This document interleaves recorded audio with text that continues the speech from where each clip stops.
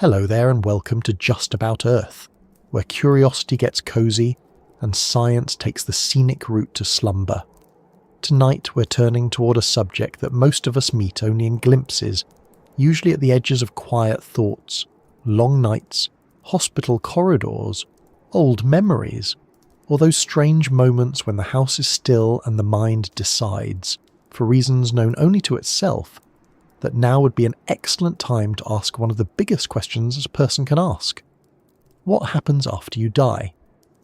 It is not exactly the sort of thing one brings up to keep a dinner party lively, unless the dinner party has gone very wrong or is full of philosophers who have lost interest in the soup. But it is a question that follows us in one form or another for nearly all our lives. It arrives early, often in childhood, sometimes after a pet dies, sometimes after a grandparent, sometimes after the first realization that people do not go on forever no matter how firmly they seem attached to the furniture. Later it becomes more complicated. It gathers religion, fear, science, memory, culture, family stories, hospital language, whispered hopes, bold claims, and the occasional person online who is very sure they know the answer because they once ate an alarming amount of cheese before bed. Before we settle in, I'd love to know where in the world you're listening from tonight, and what time it is where you are right now. There's something quietly fitting about that, isn't there? A conversation about endings and the great unknown, arriving to people in different rooms, different countries, different corners of the night. Some of you may be listening beneath a blanket while rain taps at the window. Some may have a lamp on beside the bed. Some may be half awake already, hovering somewhere between thought and sleep, which is perhaps the perfect place to begin a topic like this. And if you find this soothing, or interesting, or simply a gentle way to wind down, I'd be very grateful if you gave the video a like and subscribed. It helps this little corner of calm find its way to others who might need a softer landing at the end of the day. Now, I should say at the outset that this is not going to be a horror story, and it is not going to be an argument shouted across a table. We are not here to startle ourselves awake. We are here to look carefully and calmly at what science can tell us, what it cannot yet tell us, and why the space between those two things has always mattered so much to human beings. Because for all our machines, telescopes, scanners, microscopes and equations, death remains one of the few experiences that is both universal and deeply difficult to examine from the inside. Everyone, sooner or later, approaches it. No one comes back with a neatly labelled folder, a signed receipt, and a dependable PowerPoint presentation. Still, science is not helpless here. Far from it. Medicine has learned a great deal about what happens as a body begins to shut down. Neuroscience has begun to map some of the strange and powerful things the brain can do under extreme stress. Biology can describe in very unsentimental detail what becomes of tissues, cells, organs, bacteria, and bone. Psychology can help explain why humans so often imagine continuation, presence, return, or reunion. Anthropology can show us that nearly every culture has built stories, rituals, and ideas around the dead, not because people in the past were foolish, but because grief and wonder are among the most intelligent responses to being alive at all. And that is part of what makes this subject so unusual. It belongs to science, yes, but never to science alone. It belongs to biology, but also to memory, to the hospital and the funeral home, but also to the kitchen table where someone's chair sits empty for the first time, to the MRI scanner and the old family photograph, to measurable things and immeasurable feelings. A human life, after all, is not only a body, it is routines, voice, preference, habit, argument, laughter, recipes, passwords no one else knows, the way a person folds a newspaper, the way they pause before answering a difficult question, the songs they always skip, the stories they always repeat. When a person dies, the biology matters. Of course it does. But so does the very peculiar fact that a human being is more than a list of organs behaving well. That may be one reason this question lingers even in people who think of themselves as practical. You can accept that hearts stop, neurons fall silent, and cells begin to break down, and still feel that those facts, though true, are not the whole emotional shape of the thing. It is one thing to say that a body has ceased functioning. It is another to sit in a room and understand that someone's particular way of being in the world has ended. Science can describe the first part with increasing precision. The second part is where language often slows down, fumbles a bit, and goes looking for gentler shoes. If you've ever wondered why this topic can feel so hard to think about clearly, that is probably why. It contains several different questions disguised as one. There is the medical question. When exactly is someone considered dead? There is the neurological question. What does the brain do in the final moments, and does consciousness fade gradually or suddenly? There is the experiential question. Why do near-death experiences feel so vivid and convincing to the people who have them? There is the biological question. What happens to the body in the hours, days, and months that follow? Then there are the human questions, which are often the ones keeping people awake at night. Does anything of me remain? Is consciousness gone in an instant? Why do we need stories about what comes next? And why, even in an age of modern medicine, do so many people feel that death is both intimately familiar and completely impossible to picture? Those are not foolish questions.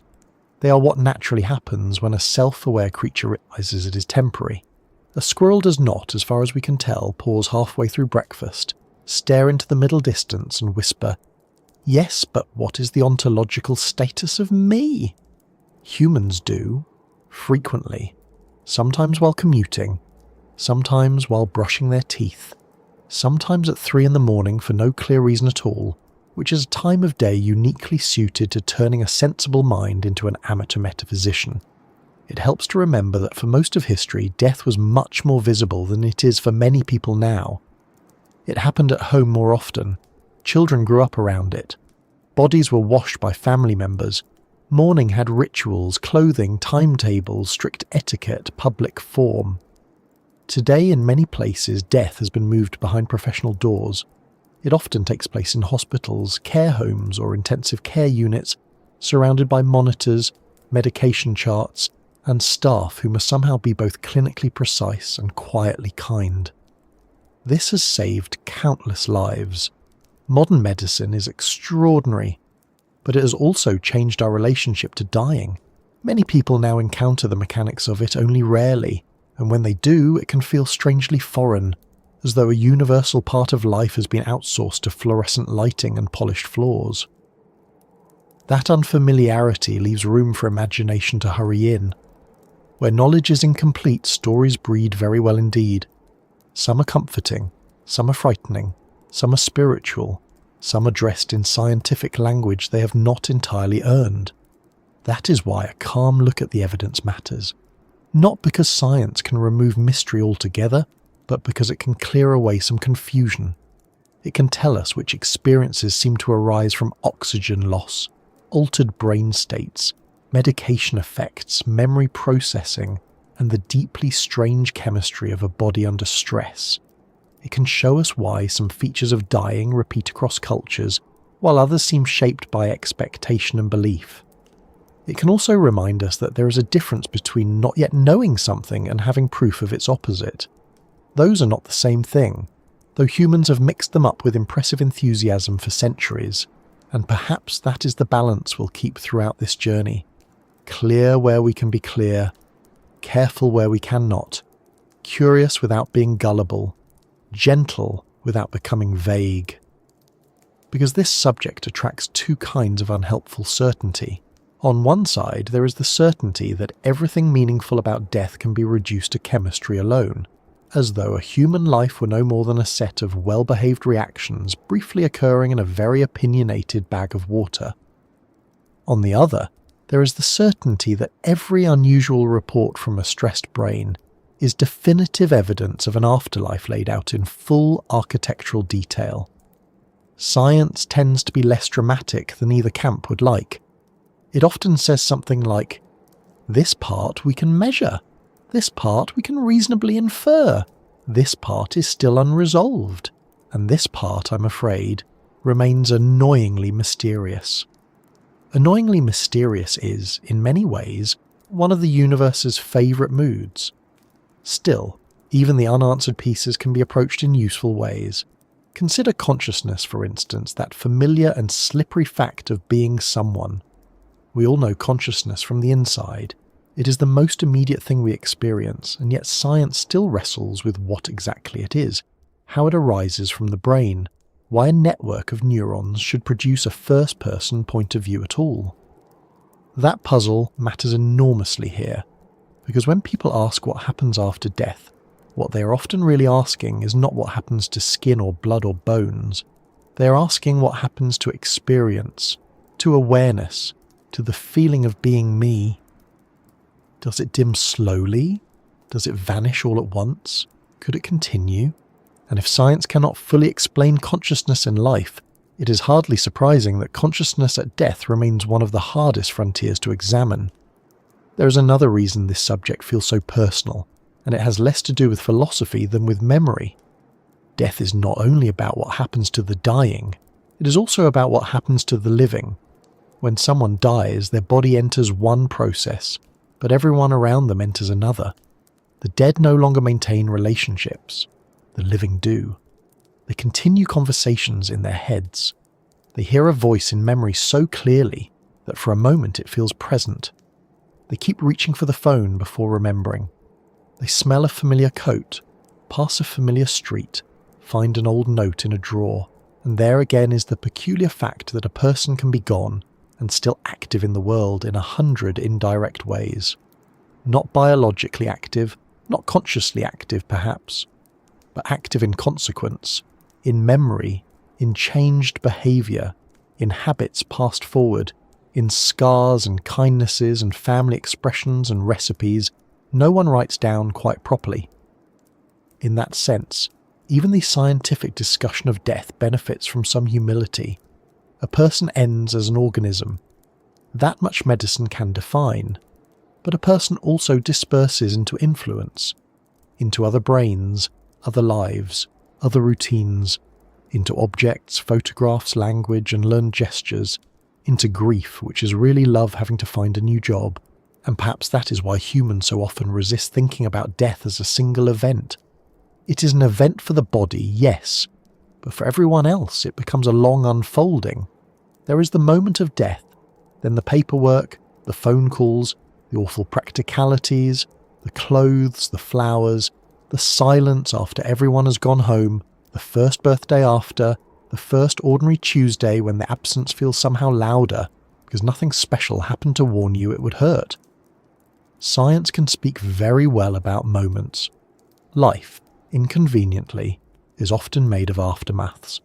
For now, though, we will begin where science is strongest, close to the body, close to the measurable, close to the threshold itself, not with grand declarations about eternity, nor with dramatic tunnels of light treated as courtroom evidence, and not with the sort of internet certainty that usually arrives in capital letters.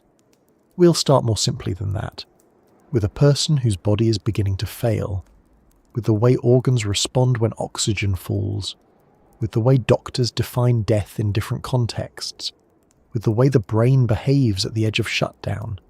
Because before we can ask what, if anything, comes after, we have to understand what it means for a life to end in the first place. That may sound clinical, but it is also, in its own way, compassionate. To look closely is not to be cold. Often it is the opposite. Fear grows very happily in vagueness. Detail, handled gently, can make even difficult things more bearable. Knowing what happens can remove some of the monstrous shadows cast by not knowing. It does not make death easy. It does not make loss smaller, but it can make the unknown a little less crowded with guesses. So as you settle in and let the day loosen its grip, let that question rest beside you for a while, not as a threat, and not as a riddle you must solve before sleep, but simply as one of the oldest questions humans have carried. What happens after you die? Science does not answer it with complete finality. It does, however, offer something perhaps more useful to begin with. A way of looking, a way of separating what we can observe from what we imagine, what medicine can measure from what the mind hopes for, what the body does from what meaning does afterward. And once we start there, right at the point where a living system begins to slip away from its own balance, the picture becomes quieter, stranger, and far more detailed than many people expect. Because death is not usually a switch flicked in a single instant, neat and theatrical. More often it is a process, and the body, even in its last moments, has a great deal to say before it falls silent. So let's begin at the point where life does not usually stop all at once, but starts to lose its footing. That is one of the first things medicine teaches us about dying. It is rarely a single dramatic instant, the sort of neat cinematic moment where one thing happens, a monitor changes its mind and the story is over. Real bodies are more complicated than that, and also, in a strange way, more stubborn. They do not simply switch off like bedside lamps. They struggle, compensate, adapt, reroute, and hold on. For a while, they can be remarkably good at keeping the show going, even when several important systems are beginning to fail behind the scenes. Human physiology is nothing if not committed to making a difficult situation look briefly manageable. And that is why the beginning of dying is often not immediately obvious, at least not in the way people expect. Sometimes it comes after a sudden catastrophe, a major heart attack, a stroke, a severe injury, a massive infection, an overdose, drowning, or something else abrupt and violent enough to pull several systems down at once. But in many cases, especially in hospitals, care homes, or at home with terminal illness, the body begins to slip more gradually. One organ weakens, then another. Blood pressure becomes harder to maintain. Oxygen levels become less reliable. Kidneys slow down. Appetite disappears. Sleep grows longer. Conversation gets thinner. The body, which has spent a lifetime maintaining itself with quiet efficiency, starts missing steps. The curious thing is that many of these early changes can look, from the outside, almost ordinary. A person may seem unusually tired. They may want less food, less water, less company. They may speak less or drift in and out of attention. Their hands and feet may grow cooler because circulation is being preserved for more central organs. They may become confused, restless, or strangely calm. None of this is especially theatrical. It is not accompanied by ominous music, and no wise physician enters the room to say, in a grave voice, "Ah, yes, the process has begun." More often, it is noticed quietly by nurses, carers, or family members who have been watching closely and start to feel that something has changed in the person's rhythm. They are still there, and yet some part of them seems to be stepping back. That stepping back is worth dwelling on, because it tells us something important. Dying is not just the final second before death. It is a process in which the body gradually loses the ability to keep its internal balance. Under normal conditions, your body is constantly performing an absurd number of corrective tasks without consulting you. It regulates temperature, blood sugar, blood pressure, oxygen, carbon dioxide, fluid balance, hormone levels, immune activity, pH, electrical signaling, and much else besides. You are, at all times, being kept alive by a vast committee of invisible negotiations. The fact that most of us stroll around complaining about Wi-Fi while this is happening in the background is really rather bold. When a life begins to slip away, those negotiations start to fail. The body becomes less able to maintain what biologists call homeostasis, the stable internal conditions that keep cells functioning. That does not mean everything collapses at once. In fact, the body often prioritizes. It sends blood where it is most needed. It reduces activity that is less essential in the moment. Digestion slows, appetite falls, energy is conserved. This is one reason dying people often stop wanting meals, and why insisting on food in the final stages can sometimes be more distressing than helpful. To the healthy observer, refusing food looks alarming because we think of eating as basic life. But a dying body is often no longer interested in the long-term project of nourishment. It is not planning for next Tuesday. It is managing a narrowing present. breathing too begins to change. In ordinary life, we barely notice respiration unless we are climbing stairs, panicking, singing, or trying not to cough during a quiet event. But breathing becomes very important to observers at the bedside because it is one of the clearest visible signs that the body is working harder. A person may breathe more rapidly for a while as oxygen levels drop or metabolic demands shift. Then breathing may become irregular. There may be pauses, shallow breaths, deeper ones, a pattern that seems to falter and resume. Families often find this unsettling, understandably so, because rhythm feels reassuring. Once rhythm goes, the room itself can feel unsteady. Yet these altered breathing patterns are not always signs of suffering in the way they appear to be. That is one of the difficult mismatches in end-of-life care. What looks distressing to the observer is not always experienced the same way by the person who is dying, especially if consciousness is reduced. Medicine and palliative care have learned this over time. The final phase of life often involves changes that are visually dramatic but not necessarily subjectively agonizing. Dry mouth can usually be eased, pain can often be managed, anxiety can be treated, restlessness can be reduced. The goal, in many end-of-life settings, is not to force the body back into a version of health it can no longer sustain, but to keep the person as comfortable as possible while the system gradually lets go. That phrase, "lets go," can sound a bit sentimental, but it is not entirely inaccurate.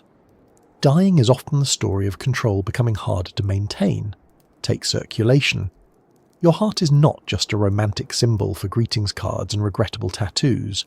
It is a muscular pump maintaining pressure through miles of blood vessels so that oxygen and nutrients reach tissues that are, frankly, very demanding.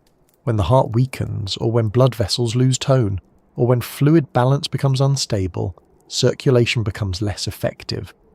Blood pressure may drop, the pulse may weaken or become irregular, the skin may become pale or mottled, especially on the knees, feet and hands, because the body is redirecting blood toward the organs it still considers most essential.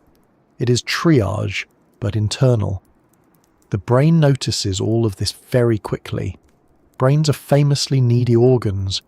They account for only a small proportion of body weight, yet they consume an extravagant amount of oxygen and glucose. They are marvellous, but they are not low maintenance.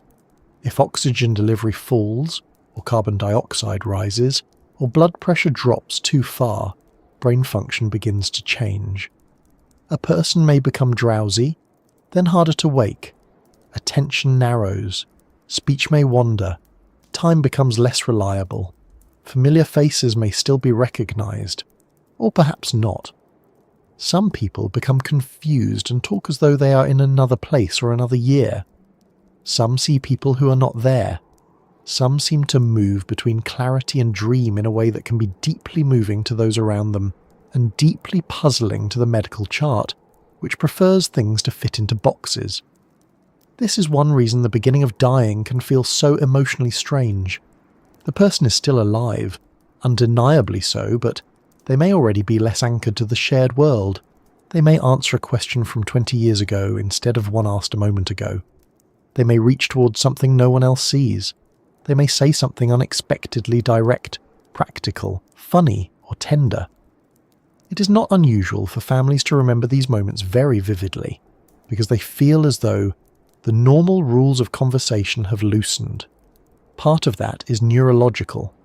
The brain under metabolic stress does not process reality in the same organized way. Part of it is emotional. Everyone in the room knows, even if no one says it, that ordinary life is thinning.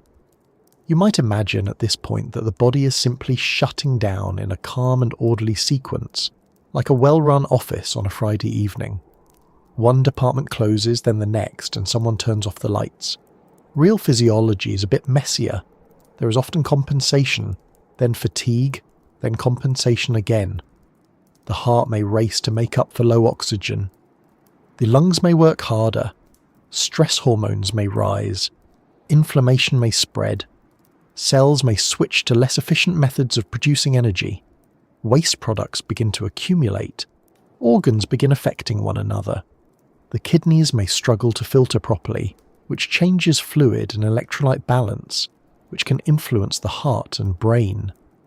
The liver may process drugs less effectively. The gut may absorb poorly. Muscles weaken. The immune system may become either sluggish or wildly overactive, depending on what set the crisis in motion.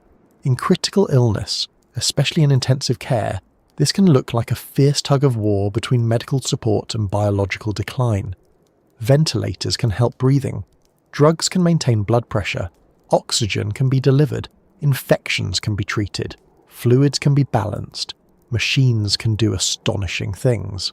Modern medicine is very good at buying time, and quite often that time allows recovery, but there are limits. If the underlying damage is too severe, or too many organs are failing together, the body may reach a point where support can delay death without truly restoring life in a meaningful sense. That is not medicine failing. It is mortality being stubbornly real. Outside intensive care, the same principles unfold more quietly. A person with advanced cancer, severe heart failure, dementia, or another terminal condition may simply become less able to participate in the ordinary business of being alive. They sleep more, they eat less, they withdraw from effort, they may stop asking for things they once cared about. Their world becomes smaller. This is not necessarily despair. Sometimes it is physiology. Sometimes it is fatigue so profound that the body no longer wishes to negotiate with the day.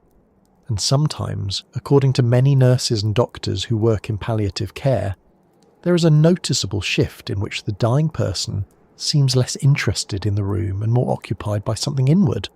Science can describe the reduced oxygen, the altered metabolism, the medication effects, the neurological changes. It is less good at describing the feeling in the room when someone begins to seem both present and already partly elsewhere. Then there is the question many people quietly carry, but do not always say aloud. Does the person know they are dying? Sometimes yes, quite clearly. Sometimes they have known for days or weeks. Sometimes they speak about it directly. Sometimes they choose their moment for certain conversations with surprising practicality, as if scheduling an emotional errand before the shops close. At other times, awareness is less explicit. A person may not articulate it in medical terms, but may still behave in ways that suggest some understanding. They may say goodbye in roundabout ways. They may ask for someone specific. They may settle a worry. Or they may remain confused, sedated, or cognitively impaired and show no obvious sign of conscious recognition. There is no single script. Bodies are biological. Dying is also deeply individual. Pain is another subject worth handling carefully here, because many people fear death primarily through the fear of suffering. The beginning of dying can involve discomfort, certainly, depending on the cause. Shortness of breath, pain, agitation, nausea, and delirium can all occur. But one of the major achievements of palliative medicine has been learning how to reduce much of this suffering. Morphine and related drugs can ease pain and breathlessness. Anxiolytics can calm panic. Other medications can reduce secretions, nausea, or confusion. Skilled care matters enormously. The idea that dying must be a scene of unbearable agony is not accurate in many medically supported settings. It can be difficult, sad, and physically demanding, yes, but it can also be peaceful, especially when symptoms are well managed and the people around the dying person understand what they are seeing. And this brings us to one of the most misunderstood facts about the early phase of dying. Reduced eating and drinking are often part of the process, not necessarily its cause. Families naturally worry that their loved one is starving or dehydrating. The instinct to feed is ancient and loving. But as death approaches, the body often no longer handles food and fluid in ordinary ways. Forcing intake can cause choking, swelling, discomfort, or fluid overload. The body is not rejecting care. It is changing priorities. What matters more at this stage is comfort, moistening the mouth, easing symptoms, adjusting position, speaking gently, being present. There is something difficult but deeply human in learning that care at the end of life often means not more intervention, but better attention. That attention reveals many small signs. The voice may weaken because breathing and muscle strength are reduced. Swallowing becomes harder. The jaw relaxes. The eyes may remain half open during sleep. Hearing may persist longer than other forms of engagement, which is why staff often encourage families to keep talking even when the person seems unresponsive. Whether every word is understood in the usual sense is impossible to know, but hearing is thought to be one of the more resilient senses near the end, so people speak. They tell stories, say thank you, apologize, repeat simple loving things, or make the kind of comments that could only occur in families involving tea preferences, old grudges, and where on earth that missing blue cardigan has got to. And yes, there is room for gentle humour even here, because dying does not erase personality all at once. Hospital staff will tell you that the very ill remain recognisably themselves in curious ways. Some remain polite to a fault. Some continue issuing instructions. Some flirt weakly with scandalous determination. Some complain about the soup with what turns out to be one of their final complete sentences, which depending on the soup may be entirely justified. The body may be failing, but character often lingers in flashes.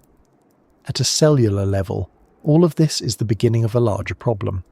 Cells need oxygen to produce energy efficiently.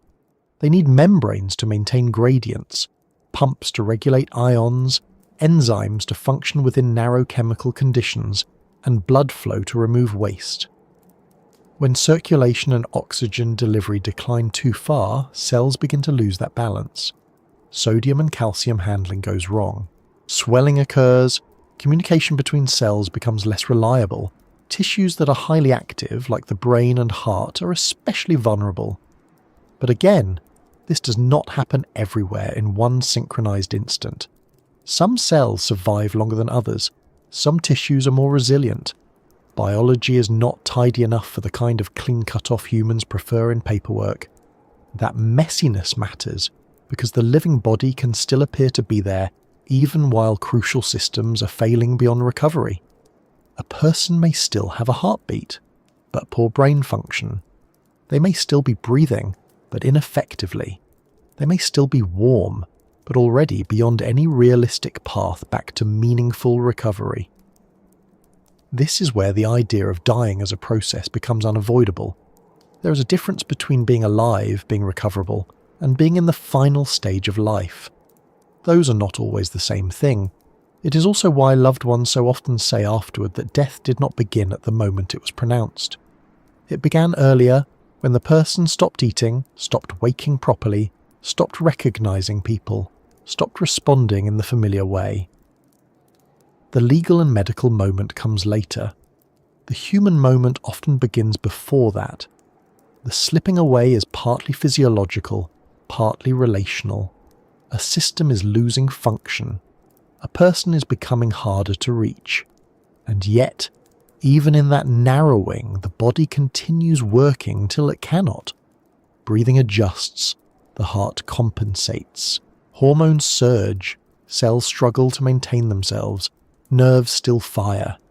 The brain, which we will have to talk about more closely next, remains active in complicated ways even as conditions worsen.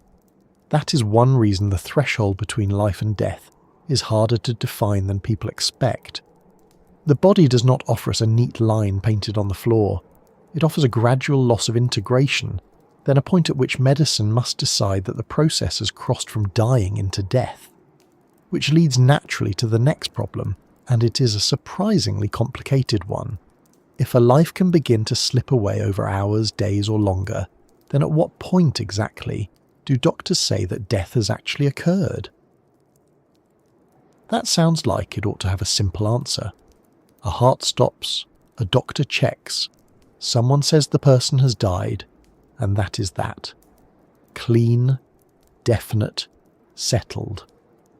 But medicine, inconveniently and quite sensibly, has learned that death is not always so tidy. The body does not provide a single universal signal that means exactly the same thing in every setting. Instead, doctors have had to build definitions around function, irreversibility, and the systems that matter most for keeping a person alive as a person, rather than merely warm tissue with some activity left in it. For most of human history, the usual sign was straightforward enough. If someone stopped breathing, stopped moving, went cold, and did not wake again, they were dead. That was practical, and often correct. In a world without ventilators, defibrillators, intensive care units, cardiac drugs, and CPR teams arriving at speed, there was not much confusion. If the heart stopped for long enough, everything else followed soon after. But modern medicine has complicated that picture, partly because it is so good at interrupting the old sequence. Hearts can be restarted, breathing can be supported by machines, blood pressure can be maintained with drugs, oxygen can be delivered artificially, organs can sometimes continue functioning with external help, even when the brain has suffered catastrophic damage. Once medicine acquired the ability to push back against the usual pattern of dying, it also inherited the duty to define more carefully what death actually means. At the centre of the medical definition is a practical question, which loss matters so completely that, once it is permanent, the person is considered dead. Not just critically ill, not just unconscious, not just temporarily absent from ordinary awareness, but dead. The answer developed over time is that death, in medical terms, is not merely the stopping of one visible sign such as breathing or heartbeat for a brief interval. It is the permanent loss of the organism's integrated ability to function as a living whole, especially where circulation and brain function are concerned. That sounds rather formal, because it is formal. Medicine likes definitions that can survive stressful situations, legal scrutiny, grief-stricken relatives, and the occasional person who has been reading very unusual websites at 2 a.m. To understand why this matters, it helps to separate a few terms that often get blurred together in ordinary conversation. One is cardiac arrest. Cardiac arrest means the heart has stopped pumping effectively. Blood flow drops or ceases. The person becomes unresponsive. Breathing may stop or become abnormal. Without prompt intervention, this leads very quickly to severe brain injury and death. But cardiac arrest is not by itself always the same as death in the final legal and medical sense, because it can sometimes be reversed. A person whose heart has stopped for a short time may be resuscitated with CPR, defibrillation, drugs, or advanced life support. In other words, the body can cross into a state that would once have been the end, and modern medicine may still drag it back over the line. That is one reason the old phrase, clinically dead, can be a bit slippery. In casual use, people often use it to mean that the person had no heartbeat or respiration for a period and was then revived. It is dramatic language, and people understandably use it after terrifying events. But in stricter medical practice, what matters is not the brief absence of pulse alone. It is whether the loss of circulation or brain function is permanent and irreversible in the circumstances. Medicine has become wary of treating a temporary stoppage as identical to death itself, because too many people have returned from that threshold to make the older, simpler definition fully reliable. So when doctors pronounce death in the classic bedside sense, they're usually doing so after determining that circulation and breathing have ceased and will not return spontaneously, and that there is no realistic possibility of resuscitation or recovery. In many settings, this is called death by circulatory criteria. The heart has stopped, blood is no longer moving effectively, oxygen is no longer being delivered to the brain and organs, breathing has ceased. After a suitable observation period, and with the clinical context understood, death is declared. That sounds ordinary because in many cases it still is. Most deaths outside highly technological intensive care remain recognisably along those lines. The body has reached the point where circulation is gone for good, and what follows biologically is no longer a phase of dying but of death. But even here, the word irreversible has a great deal of work to do. Irreversible does not always mean an impossible under any imaginable condition in the universe. It means that, in the actual circumstances, function will not return and will not be restored. A person who dies at home after a terminal illness is not the same clinical situation as a person who collapses in a cardiac ward with a full emergency team nearby. One body may be in the natural final stage of life, where resuscitation would be futile or inappropriate. Another may be in sudden arrest with a reasonable chance of recovery if treated immediately. This is why context matters so much in medicine. The same stopped heart can mean very different things depending on what caused it, how long it has been stopped, what interventions are available, and whether those interventions are medically justified. Then we come to the more modern and more controversial seeming definition, though in medicine it is actually quite established. Death by neurologic criteria, commonly known as brain death. This is the point at which many non-medical people begin to feel that the whole subject has become suspiciously complicated, as if doctors have invented a loophole. But the reason brain death exists as a definition is not trickery. It is because machines can now support some bodily functions even when the brain has been destroyed beyond recovery. A ventilator can move air into and out of the lungs. The heart may continue beating for a time because heart muscle has its own intrinsic electrical activity, and because oxygen is still being supplied by the machine. The skin may remain warm, the chest may rise and fall. To families standing by the bed, all of this can look very much like life. And yet, if the entire brain, including the brainstem, has permanently ceased functioning, medicine considers the person dead. Not dying, not in a coma, not asleep, not in a vegetative state, dead. The distinction is absolutely crucial because these states are not the same, and confusing them causes enormous distress. A coma is a profound state of unconsciousness in which the brain is still functioning to some extent, and recovery may or may not occur. A vegetative state, more precisely called an unresponsive wakefulness state in many contexts, involves severe brain injury with wakefulness but no clear awareness, though some brainstem functions remain. A minimally conscious state is different again. Brain death, by contrast, means the complete and irreversible loss of all brain function, including the brainstem, which controls basic reflexes necessary for independent life such as breathing drive and certain responses to stimuli. Why does the brain matter so much in the definition? Because the brain is the organ that integrates the body into a single living organism in the full human sense.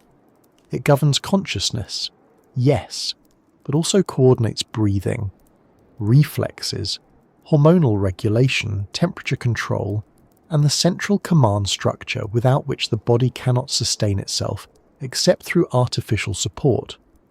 Once all brain function is permanently lost, there is no capacity for awareness, no capacity to breathe independently, and no path back to integrated life. The heart may still beat for a while with mechanical support, but the organism as a functioning whole has suffered a terminal collapse. Medicine treats that as death because there is no person left who can recover, respond, or continue as a self-sustaining living being. The testing for brain death is, for that reason, extremely strict.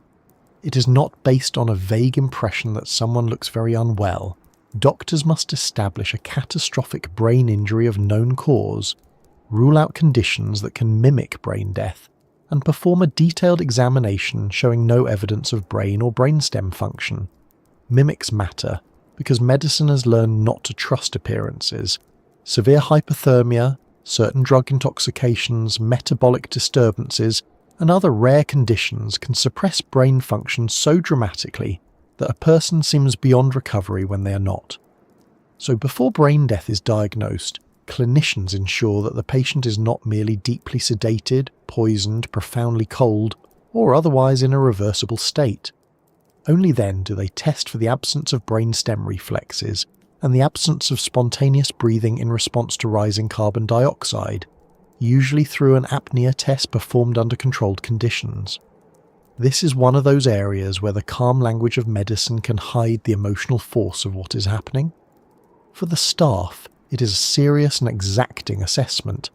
For families, it can be bewildering. The person looks warm, machines are still making the chest rise, the heart is still beating. Sometimes there are even spinal reflex movements, because not all movement originates in the brain. A hand may twitch. The limbs may respond in simple, reflexive ways. This can be profoundly upsetting if no one has explained it clearly. Families may feel they are being asked to accept death while watching what appears to be life. That is why careful communication matters so much. Doctors are not saying, "We think there is almost no hope." They are saying, "The brain has permanently stopped functioning. The person has died, even though machines are still moving air and maintaining circulation for the moment."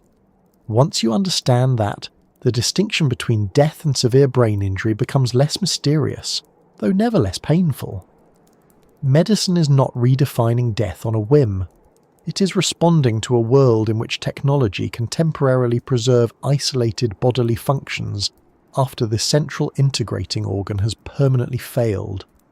The older signs of life are no longer enough on their own because machines can imitate them. That has forced medicine to ask not merely whether the body is doing something, but whether the person remains biologically capable of integrated existence. There is also a legal dimension here, because death is not only a medical event, but a legal one. It determines inheritance, documentation, the end of treatment, the beginning of post-mortem procedures, and many other practical matters that humans, being humans, have attached to paperwork. The law therefore needs standards that align with medicine, but are also clear enough to apply consistently. Most modern systems recognize death either by permanent cessation of circulation and respiration, or by permanent cessation of all brain function, depending on the clinical situation. That dual pathway reflects the two main ways death can be determined in contemporary practice. It is not that there are two different kinds of death in some mystical sense. It is that death can be identified by different criteria depending on which system has irreversibly failed first and how the patient is being supported. This matters especially in intensive care and organ donation discussions, where timing and clarity are essential. Organ donation after brain death and organ donation after circulatory death are separate medical pathways, each with detailed safeguards. That alone has led some people to grow suspicious, as though the definition exists merely to make transplantation possible. In reality, the causal order is the reverse. Medicine first had to determine what counts as death in an age of life support. Only then could organ donation be ethically structured around that definition. The dead donor rule, a cornerstone of transplant ethics, holds that vital organs may only be removed from patients who are already dead according to accepted criteria. Whatever one thinks about transplantation more broadly, the definition of death is not supposed to be bent to serve it. Of course, none of this feels especially simple at the bedside.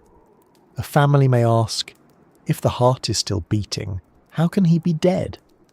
It is a fair question. A doctor may reply that the heartbeat continues only because of mechanical ventilation and that all brain function is permanently gone. The family may hear the words and still feel the contradiction. This is not because they are foolish. It is because human beings evolved to recognize life through warmth, colour, movement, and breathing. We are not naturally equipped to regard a warm body in a hospital bed as dead while machines are preserving some signs of function.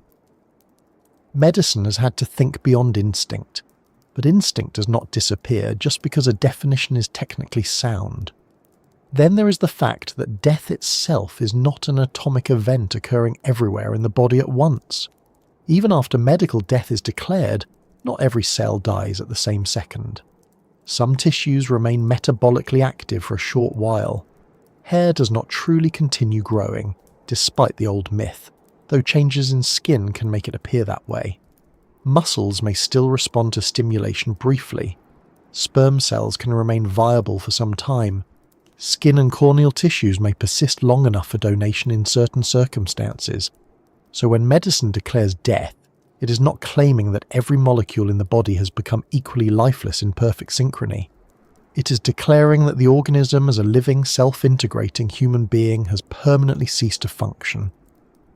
Biological disassembly continues after that, but the person is gone. That distinction helps resolve another source of confusion. People sometimes imagine death as either too sudden or too gradual. Too sudden, and it feels implausible that a person could be present one moment and absent the next. Too gradual, and it feels impossible to say when death actually occurred. Medicine solves this by distinguishing process from threshold. Dying is the process. Death is the threshold reached when certain functions have permanently ceased. The process may take hours, days, or longer. The declaration occurs at a defined point within that larger unfolding. That point matters because treatment decisions, legal responsibilities, and ethical boundaries depend on it. But the fact that the threshold is defined does not erase the long road leading up to it. It is also worth noting that resuscitation has changed not just the definition of death, but our emotional expectations around it. The public has absorbed decades of dramatic scenes in which people are pulled back from apparent death with a few chest compressions and a heartfelt command to stay with us. Real life is less obliging. CPR can save lives, and when used promptly in the right circumstances, it is extraordinary. But its success rates vary widely depending on the cause of arrest, the setting, the person's overall health, and how quickly it begins. It is not magic. Many people who suffer cardiac arrest do not survive, and among survivors there may be serious neurological injury if the brain was deprived of oxygen for too long. So while modern medicine has made some reversals possible, it has not abolished the underlying biology. It has merely complicated the border. And perhaps that is the most honest way to put it. In medicine, death is not defined by a single dramatic image, but by permanent loss of the functions that make a living human organism possible. Sometimes that is established because circulation and breathing have permanently stopped. Sometimes it is established because the entire brain has permanently ceased functioning even while machines can still maintain heartbeat and ventilation for a time. In both cases, the key idea is not momentary failure but irreversible loss, not a pause, not an interruption, not a deep but recoverable absence. A permanent end to the integrated activity that makes the body a living person rather than a collection of tissues briefly kept going by chemistry and equipment. That is the medical answer, and it is careful for a reason. People deserve precision here. They deserve something better than vague euphemism on one side or cold simplification on the other. But even with those definitions in place, another question remains just where most minds go next. If medicine can tell us when death has occurred, what does the brain itself do in the narrowing stretch before that threshold is crossed? Because one of the strangest and most compelling parts of this whole story is that the organ we rely on for experience may still have work to do right at the edge. Because the brain is a little dramatic, and also because it is the organ most responsible for turning chemistry into experience, the final stretch of its activity is one of the strangest parts of dying that science can study. If the heart and lungs are the machinery of delivery, the brain is the place where the delivered goods become sight, sound, memory, identity, fear, comfort, and that continuous feeling of being someone rather than merely containing someone. So when oxygen begins to fall, blood flow weakens, and the body can no longer hold its internal balance together, the brain does not simply go dark in one elegant instant. It struggles, it changes state, it behaves in ways that can be chaotic, sometimes briefly intense, and often deeply revealing about how consciousness works when the system that sustains it is coming apart. That is one reason the final moments of brain activity matter so much in this conversation. People often imagine the brain at death as a candle flame blown out in a single puff. Very poetic, not especially accurate. In real physiology, the process is more like a city losing power under stress. First, smaller systems flicker. Communication becomes less reliable. Some areas keep going longer than others. Emergency responses kick in. Functions are prioritized badly, then desperately, then not at all. And because the brain depends on a constant supply of oxygen and glucose, even brief interruptions can alter experience very quickly. It is an impressively capable organ, but it is also rather high maintenance. Give it a few minutes without proper blood flow and it becomes, scientifically speaking, extremely unhappy. Under ordinary conditions, the brain uses a striking amount of the body's energy. Though it makes up only a modest portion of total body weight, it consumes a disproportionate share of oxygen and glucose. Neurons are always doing expensive things. They maintain electrical gradients, release neurotransmitters, fire action potentials, recycle signals, and coordinate vast networks of activity that allow you to do everything from solving equations to wondering whether you locked the front door. This constant demand is why reduced circulation has such immediate consequences. If the heart stops or blood pressure collapses, consciousness can be lost within seconds. Not because the soul has packed a small suitcase and left the building, but because neurons are suddenly being asked to perform miracles on no budget. The first thing that usually happens when the brain is no longer receiving enough blood is not enlightenment. It is disorganization. Vision may narrow. Hearing may become muffled or distorted. Awareness fades. Attention becomes impossible to hold. If the drop in blood flow is sudden, as in cardiac arrest, loss of consciousness can be very fast. A person may collapse within 10 or 20 seconds.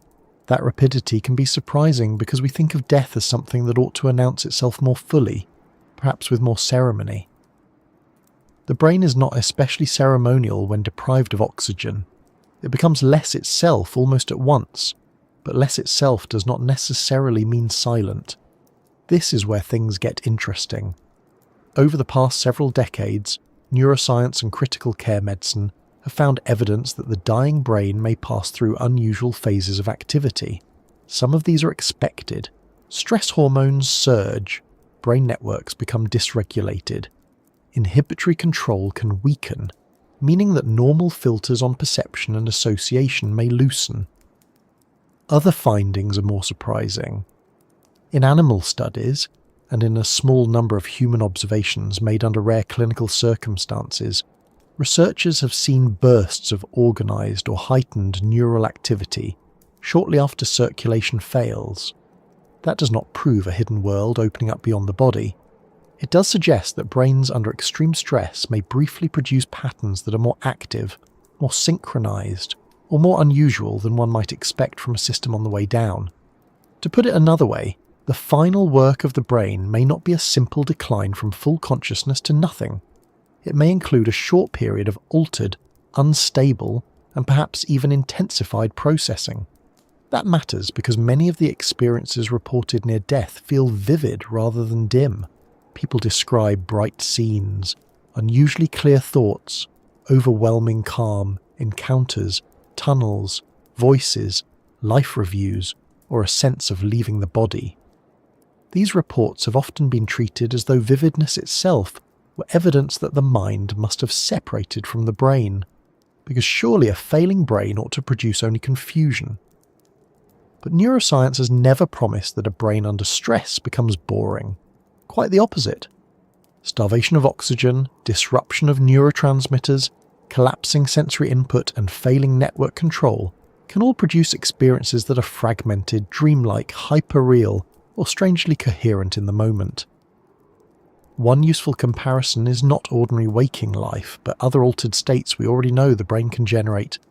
Think of vivid dreams, high fever delirium, temporal lobe seizures, anesthesia emergence, psychedelic states, sleep paralysis, or the peculiar internal theatre of half-sleep when the body is in bed but the mind has already gone somewhere much less supervised.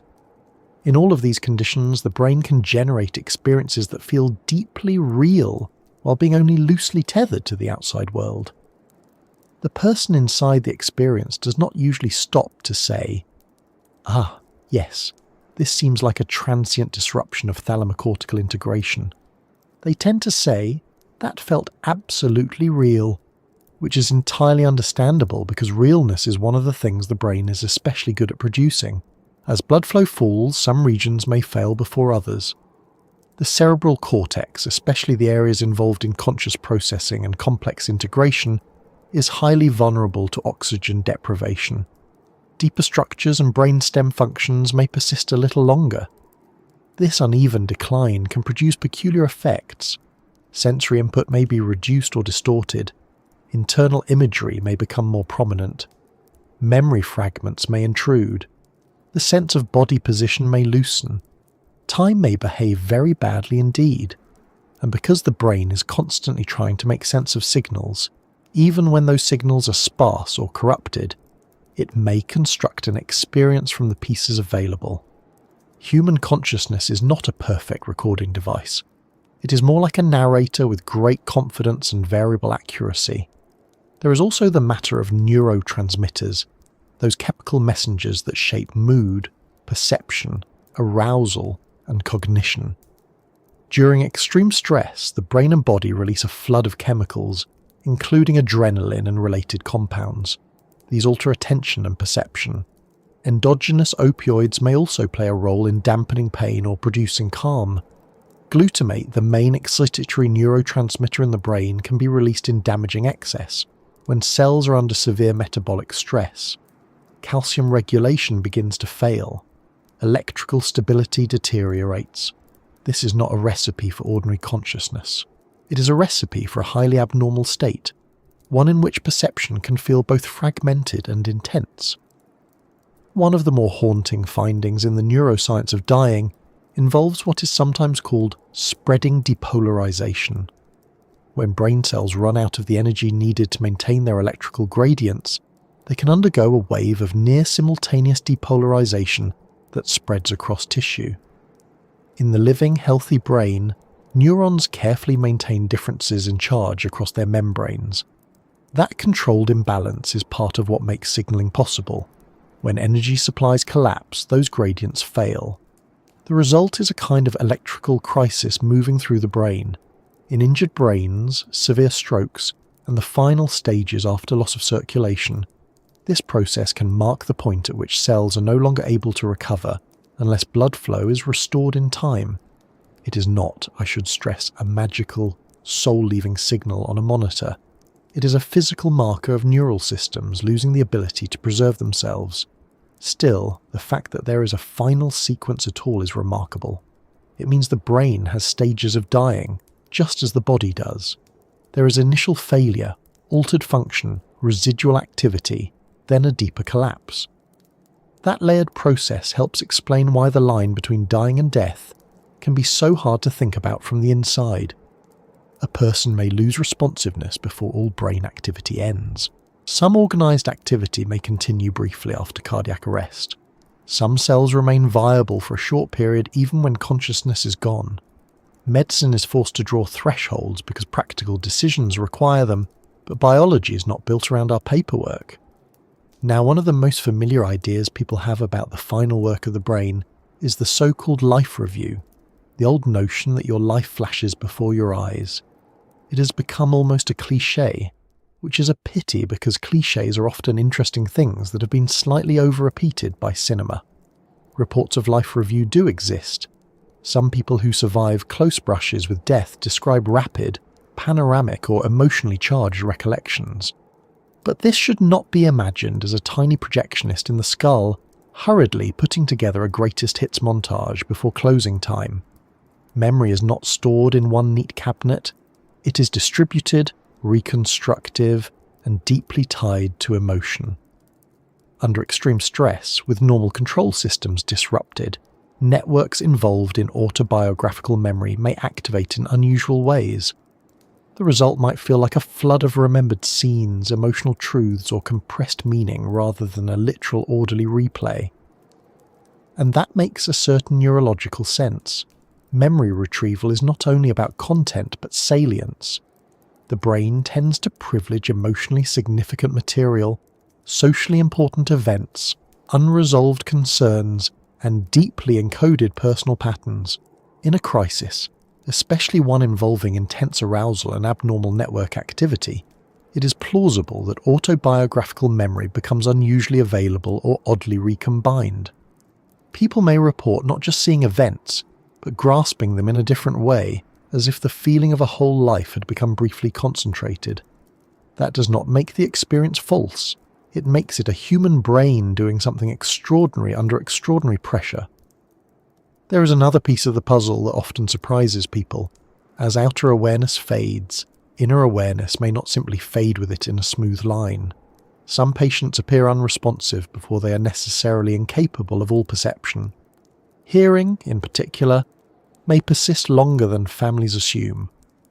The evidence here is not simple enough to permit grand declarations at every bedside, but it is one reason clinicians often advise loved ones to keep speaking. Familiar voices can matter.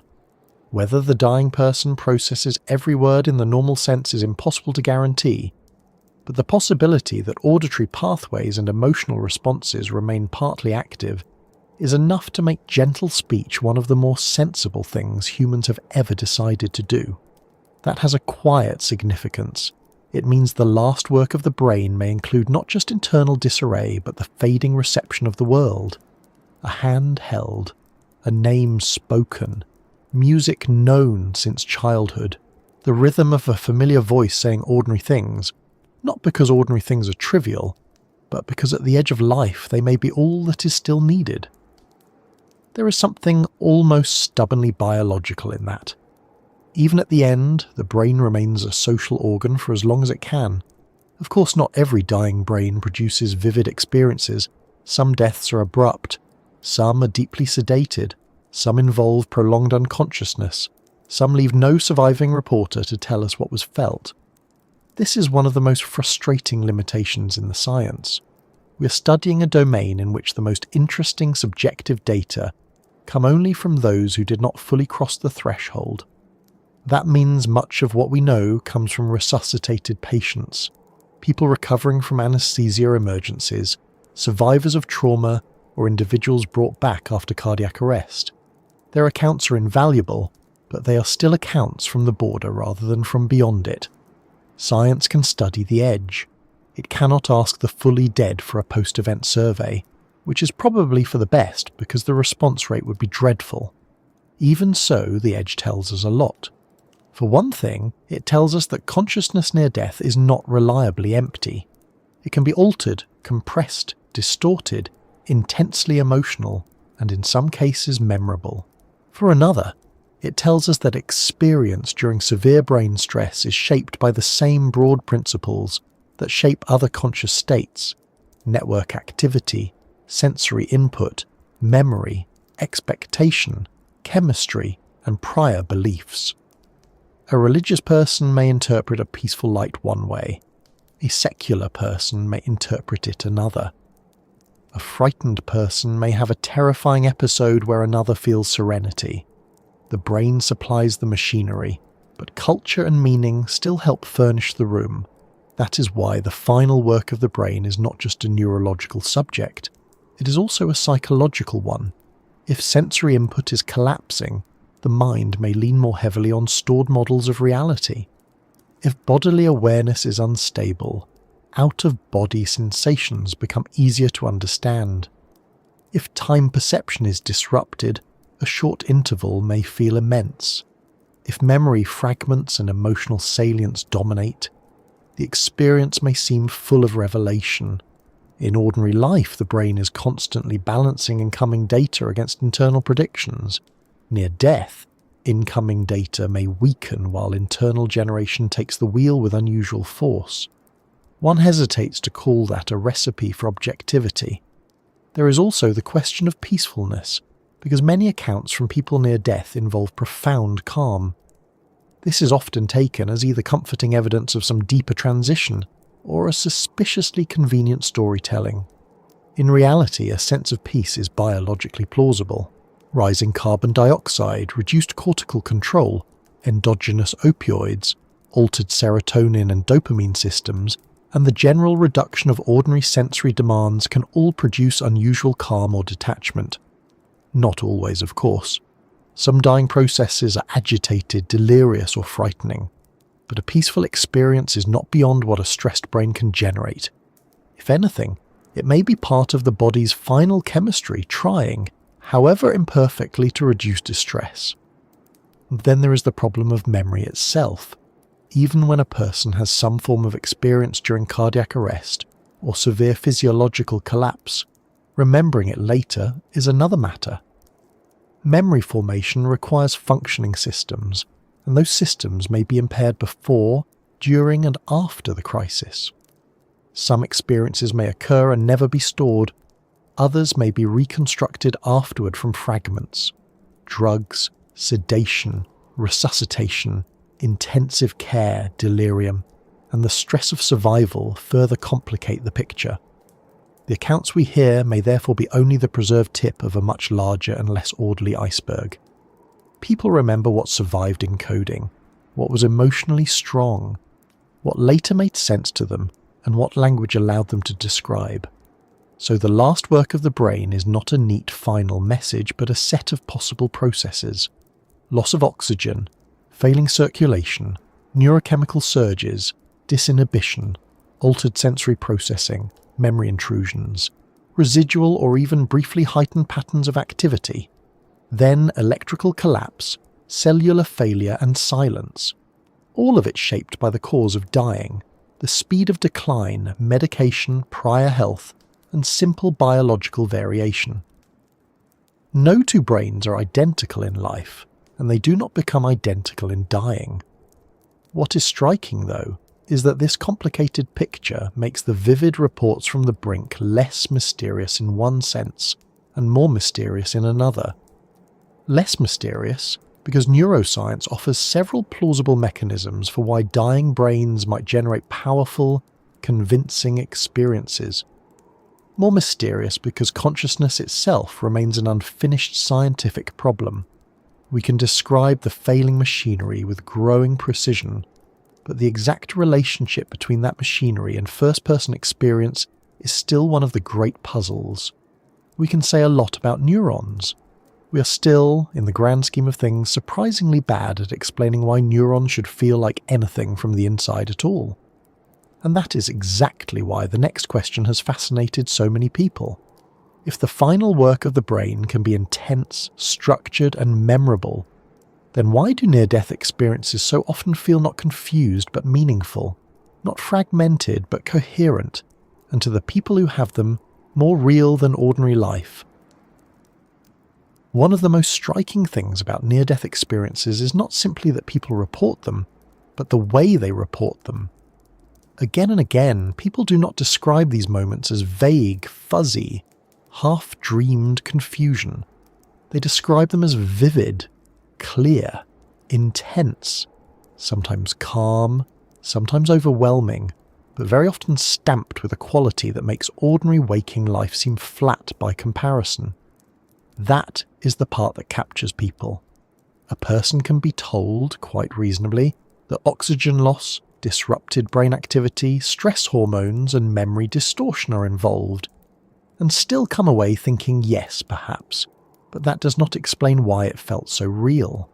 In some cases, they will say it felt more real than real, which is a wonderfully inconvenient phrase for science because science generally prefers things that stay in their lane.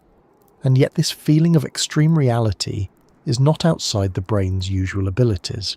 In fact, one of the brain's great talents is producing reality with such conviction that we rarely notice it is doing so. Every waking moment you experience is already a constructed model. That does not mean the world is imaginary, or that your breakfast was a philosophical rumour. It means that the brain does not simply passively record reality like a camera left on a shelf. It actively builds your experience from incoming sensory data, stored memories, emotional signals, bodily states, expectations, and predictions. It is constantly deciding what matters, filling gaps, smoothing transitions, suppressing noise, and giving you the finished product as though it were obvious and direct. The fact that this usually feels seamless is not proof that the process is simple. It is proof that the process is very good. That matters because a near-death experience happens when the normal conditions for building reality are under severe strain.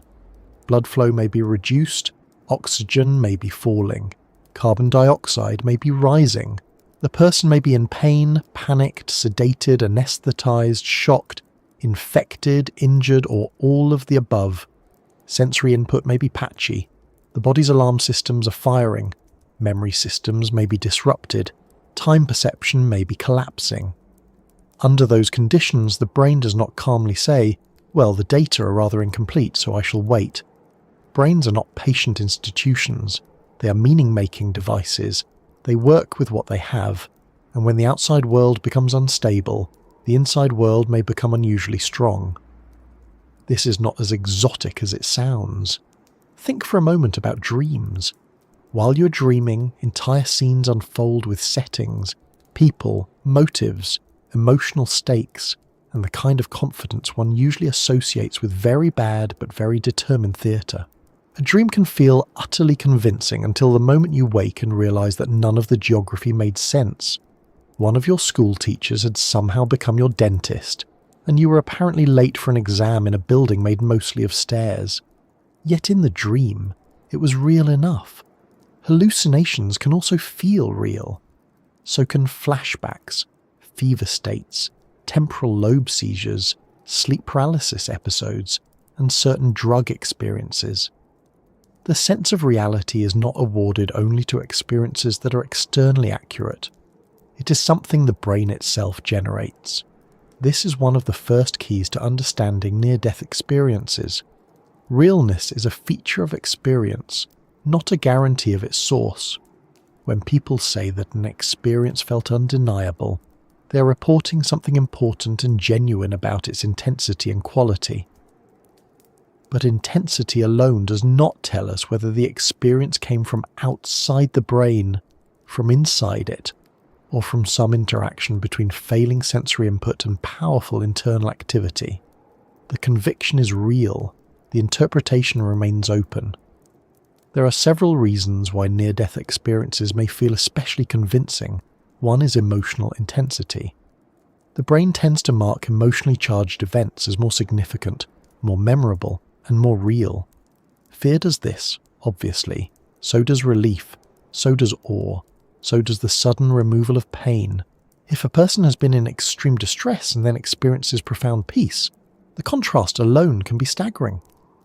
The mind notices contrast. It notices change in state. A transition from terror to calm can feel not merely better, but revelatory, as if one has passed from one kind of reality into another. Another reason is the brain's changing relationship to the body. In everyday life, bodily signals are part of what anchors you in the ordinary world. Your heartbeat, breathing, balance, muscle tension, skin sensations, temperature and internal chemistry all contribute to your sense of being located somewhere, inside a body, at a particular moment. Neuroscientists sometimes refer to this broad stream of internal bodily awareness as interoception. Most of the time you do not think about it much unless something goes wrong, or unless you decide, for reasons best known to yourself, to read a book about your vagus nerve.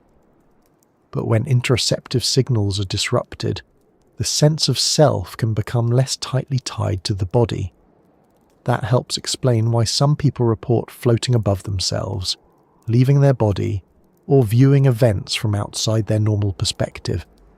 These experiences can feel astonishingly real because the brain areas that help anchor self-location and body ownership are themselves being disturbed.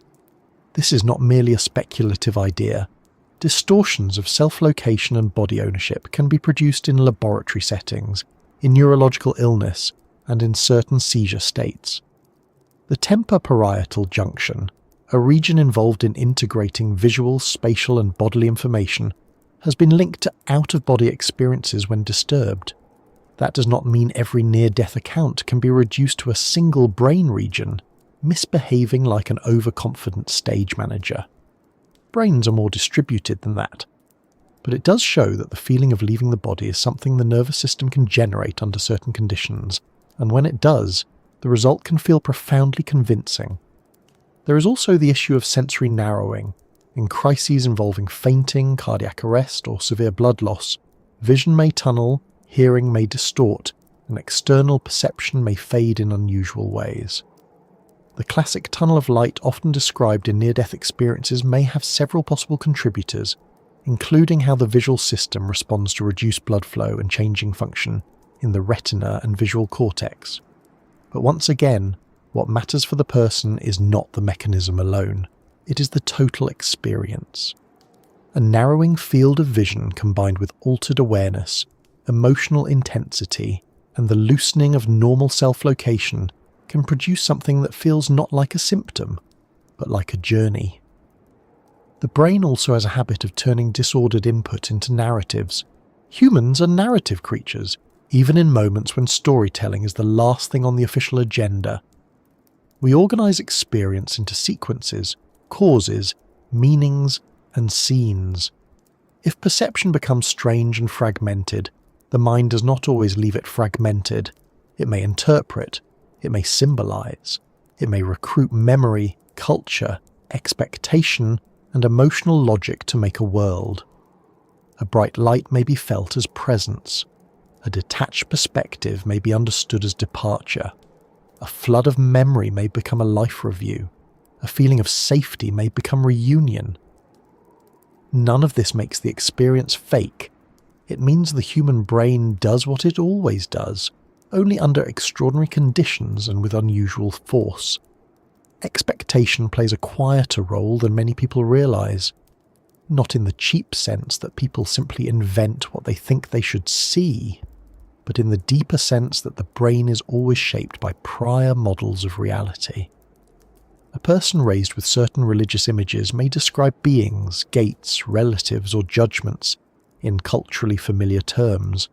Someone else may use secular language and talk instead about light, unity, peace, or separation from the body. A child may describe things differently from an adult.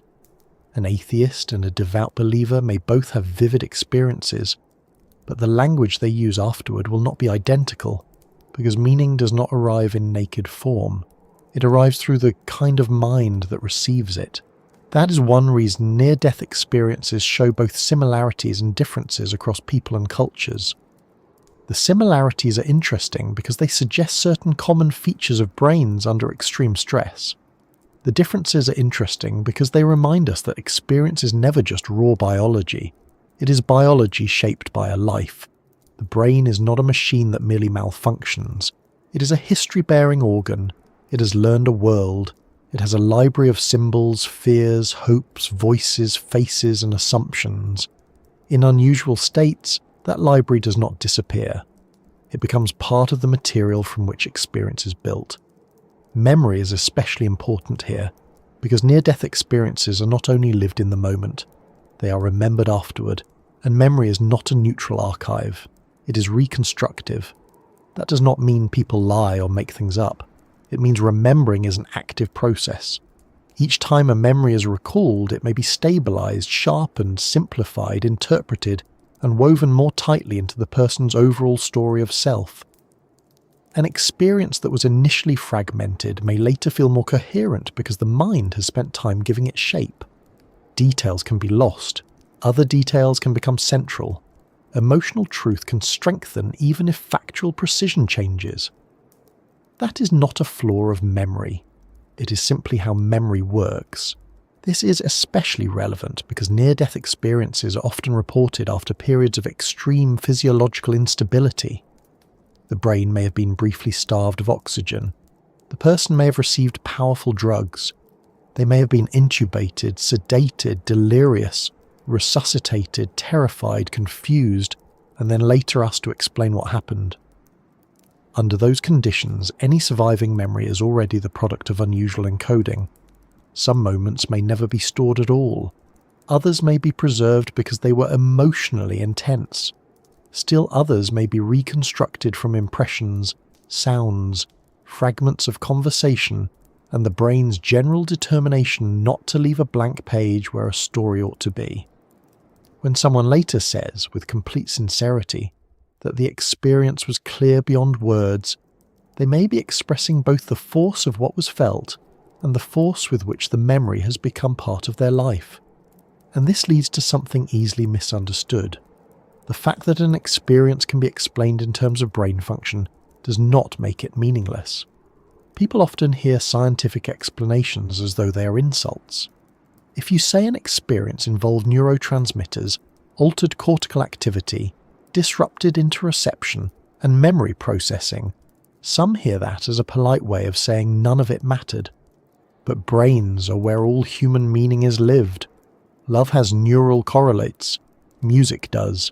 Grief does. Religious devotion does. The feeling of seeing your child for the first time does. To say that an experience involved the brain is not to say it was empty. It is to say that human beings encounter everything, sacred or ordinary, through nervous systems. Still, near-death experiences do have qualities that make them stand out even among altered states.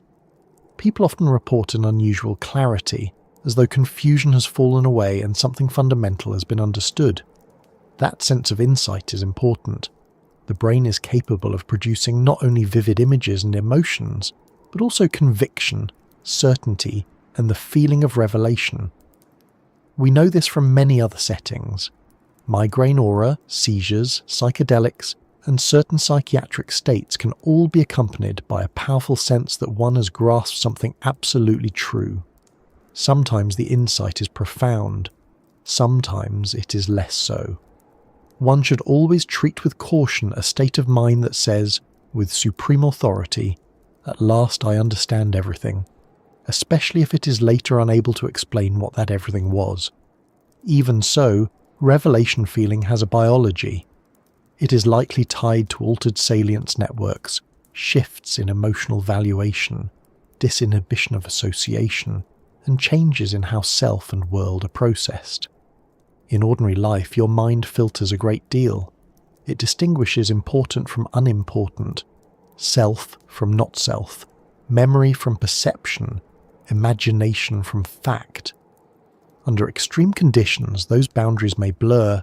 If they blur in a way that feels peaceful rather than frightening, the result can be an experience of connection, unity, or overwhelming significance. To the person living through it may feel less like the brain has become disordered and more like it has stopped hiding the truth. Then there is time. Near-death experiences often seem to take much longer than the measurable period in which they could have occurred. But time perception is famously unreliable even in healthy states. A few seconds of danger can feel stretched.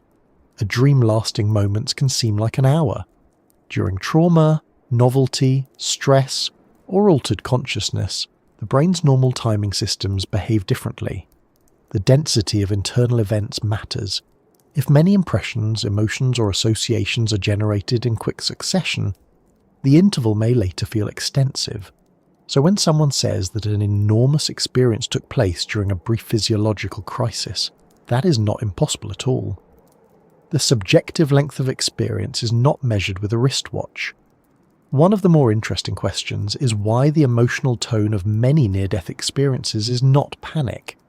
You might expect a brain under catastrophic stress to produce pure terror, and sometimes it does. Some people have disturbing near-death experiences, frightening voids, confusion, or distressing presences. But many report peace, acceptance, or a sense of being cared for. Again, biology offers several possibilities. Endogenous opioids may reduce pain, dissociation may blunt fear, sensory withdrawal may feel like release. The sudden end of struggle after severe distress may be interpreted as transcendence. And if brain networks involved in threat monitoring, self-focus and bodily distress are disrupted, the result may be calm rather than panic. The body may, in a sense, be stepping away from its own alarm. It is also possible that survivors are more likely to remember and report certain kinds of experiences than others. The experiences that remain accessible may not be a perfect sample of everything that occurs near death. Frightening or chaotic episodes may be forgotten, suppressed, or harder to describe. Peaceful or structured experiences may be easier to narrate, and therefore more likely to be shared, studied, and culturally repeated. Human beings are not random data generators. We are selective storytellers, and what enters public awareness is often what can be spoken. That public awareness shapes future reports too. Once a culture becomes familiar with tunnels, lights, reunions, and life reviews, those motifs become available as interpretive frameworks. This does not mean later experiences are merely copying stories. It means culture supplies forms. Just as people in different eras describe illness, emotion, and religion through the concepts available to them, people who survive close encounters with death reach for the language their world has handed them. The core feeling may be immediate and personal. The way it is described afterward is social. There is, however, a reason this topic refuses to be tidied away completely. Some near-death experiencers report details that they believe they could not have known. Perceptions during periods of apparent unconsciousness, or moments that seem to resist simple explanation. Researchers have debated such cases for years, and the evidence is messy, incomplete, and often less decisive on close inspection than popular retellings suggest. Hospitals are noisy, porous places. Memory can incorporate things heard before or after an event. Timelines are often uncertain.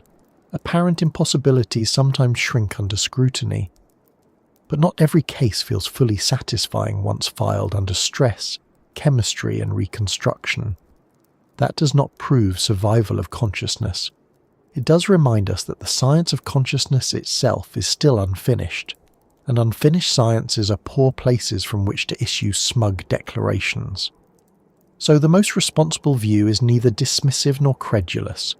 Near-death experiences feel real because the brain is entirely capable of generating reality feeling with immense force, especially under conditions of extreme stress, altered bodily signalling, disrupted sensory input, emotional intensity, and shifting memory formation.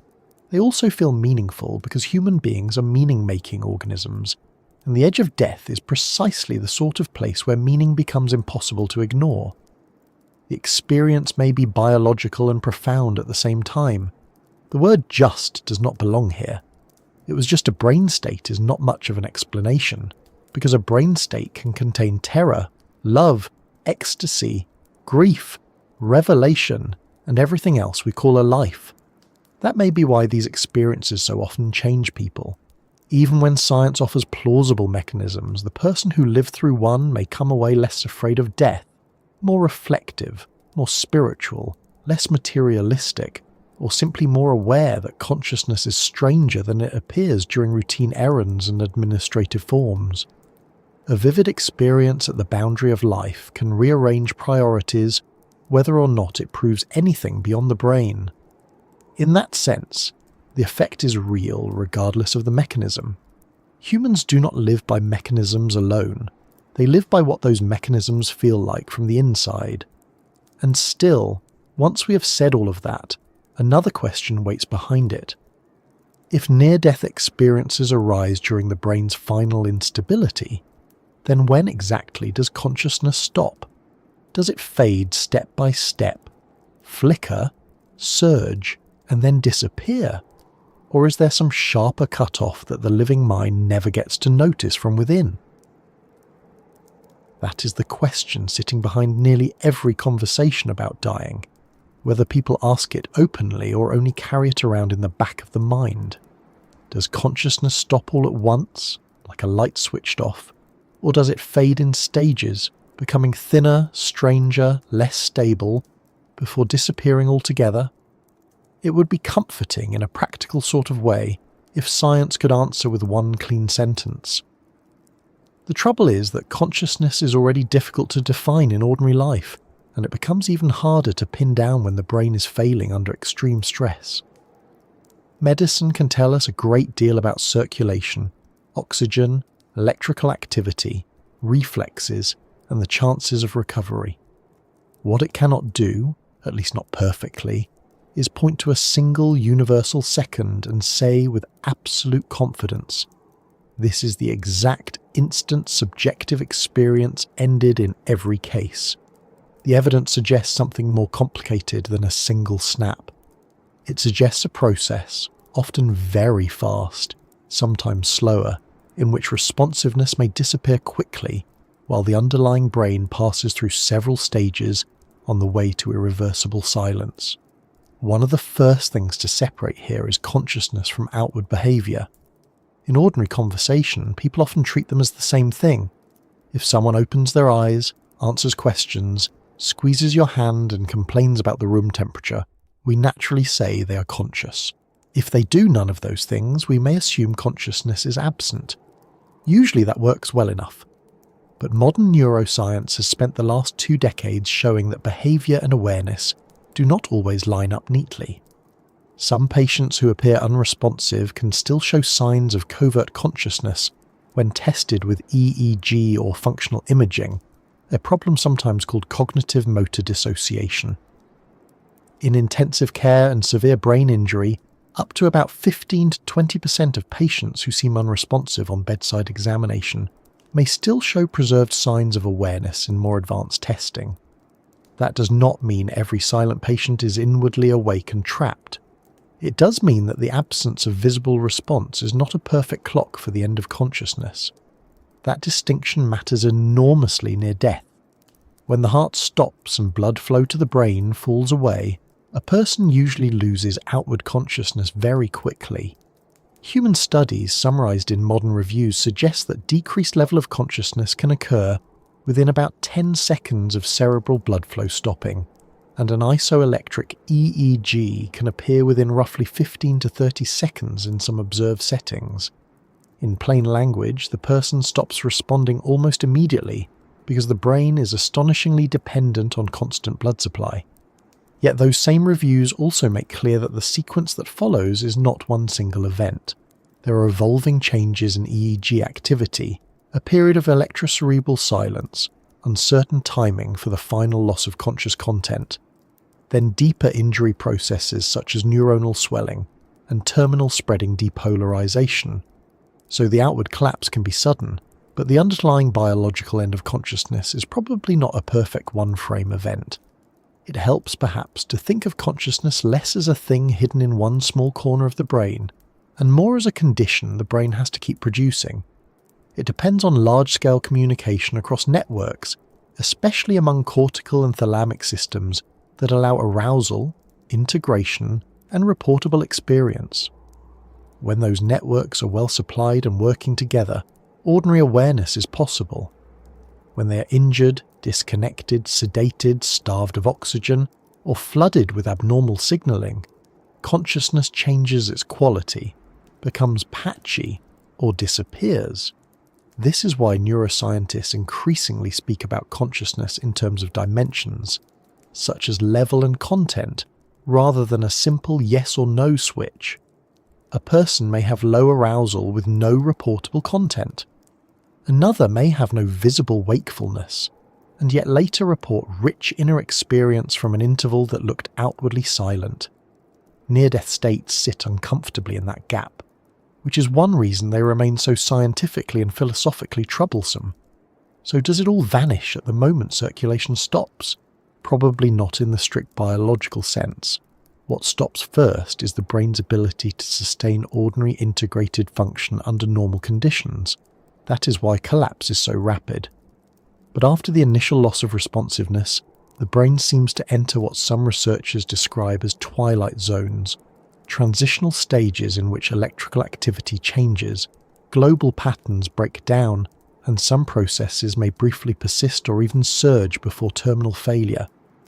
Reviews of animal experiments and rare human recordings around cardiac arrest have described transient increases in organized high-frequency activity and cortical connectivity after cardiac and respiratory arrest. These findings are still being debated and do not prove continued ordinary awareness. They do, however, support the idea that the dying brain does not move from full function to absolute nothing in a single clean step. It passes through a short but complicated sequence. This is where people often become uneasy, because it sounds as though science is leaving the door open to something almost mystical. In reality, the more cautious conclusion is simply that dying brains are active for a while in ways we do not fully understand. The 2024 review on consciousness and the dying brain argues that near-death experiences should be studied as a problem within the science of consciousness rather than as evidence that consciousness is detached from the brain. It notes that classic near-death experiences can involve vivid content even when observable wakefulness is absent, and that this is exactly what makes them so paradoxical. In other words, the difficulty is real, but it is a neurobiological difficulty, not a blank check for any explanation one happens to prefer. The brain at the edge of death may still be capable of generating experience during a narrow and unstable window. The existence of such a window does not tell us that consciousness survives death. It tells us that the route to unconsciousness is not necessarily instantaneous. There is another reason the answer is unlikely to be all at once, and it has to do with what we mean by consciousness in the first place. If by consciousness we mean full ordinary awareness, oriented to the room, able to answer clearly, then yes, that can disappear very quickly when the brain is deprived of blood flow. But if by consciousness we mean any remaining subjective experience at all, then the timeline is murkier. The review of brain twilight zones is explicit that the exact timing of loss of consciousness relative to EEG changes remains unclear. It also notes that apparent loss of consciousness can occur before electrocerebral inactivity is fully established. That means the person may already be unreachable and behaviourally absent while the brain has not yet completed its final electrical collapse. For families standing at a bedside, that may not change what they see. For science, it makes all the difference. There is a gap between no response and no remaining experience, and we still do not know how wide that gap is in every case. The situation becomes even more complicated when resuscitation enters the picture. If circulation is restored quickly enough, some of the brain's dying sequence can be reversed. The same review that describes the wave of death, or terminal spreading depolarization, also describes a kind of mirrored re-emergence during successful reoxygenation, sometimes called a wave of resuscitation. That language sounds dramatic, but the point is practical. There is a phase in which the brain is gravely threatened yet not irretrievably lost. During that phase, consciousness may be absent, fragmented or altered, but the system has not passed the point beyond recovery. This is why resuscitated patients can later report experiences from periods that looked, from the outside, as though awareness ought to have been impossible. It is also why medicine speaks of irreversibility so carefully. The brain can move a certain distance into failure and still, under the right conditions, come back. That reversibility does not last long forever, of course. Once oxygen deprivation continues, the chemistry turns against the cells. Energy stores are exhausted. Ion pumps fail. Calcium floods in. Excitatory neurotransmitters such as glutamate are released in damaging excess. Membranes lose stability. Swelling follows. The 2017 review on hypoxic ischemic brain injury describes this as a cascade beginning with immediate cessation of cerebral blood flow and continuing into secondary injury during reperfusion and the hours that follow. So even when a person is revived, the story of consciousness is not finished at the moment the heart restarts.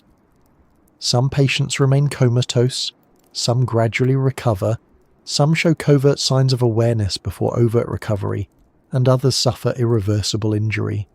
Consciousness, both in its loss and its return, behaves more like a spectrum unfolding over time than a coin tossed in the air. That is why prognosis after cardiac arrest is approached with so much caution now. Clinicians have learned the hard way that early appearances can be misleading.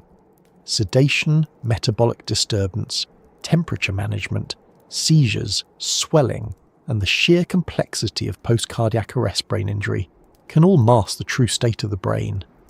The current American Heart Association guidance emphasizes structured post-cardiac arrest care and delayed multimodal neurological prognostication rather than snap judgments. This is not because doctors are indecisive, it is because the return of consciousness can take time, and because some patients who seem profoundly unresponsive at first do recover later. The boundaries are inherently arbitrary even in broader disorders of consciousness, as modern reviews point out, which should make us humble about any claim that consciousness is a single clean event at either end of life. There is, however, an opposite mistake worth avoiding. Once people hear that consciousness may fade in stages, they sometimes begin imagining a long-lingering inner awareness inside every dying person. Science does not support such a sweeping picture. Rapid circulatory arrest usually causes a rapid collapse of ordinary consciousness. The brain cannot maintain normal experience without blood flow. Most of the richer experiences discussed in near-death research come from survivors, which means we're hearing from the narrow band of people who entered the borderland and returned. We're not receiving reports from those who passed all the way into irreversible brain death. That is an important limitation. We know that consciousness may not vanish in one mathematically precise instant. We do not know that it continues for long, nor that it remains coherent once the underlying networks have begun to fail. The most careful position is that awareness likely becomes unstable and then disappears rather than remaining fully intact behind an unresponsive face. From the first-person side, there is another difficulty that may never be fully solvable. A person cannot easily report the moment they cease to be conscious, because once consciousness is gone, there is no one left to mark the transition from within.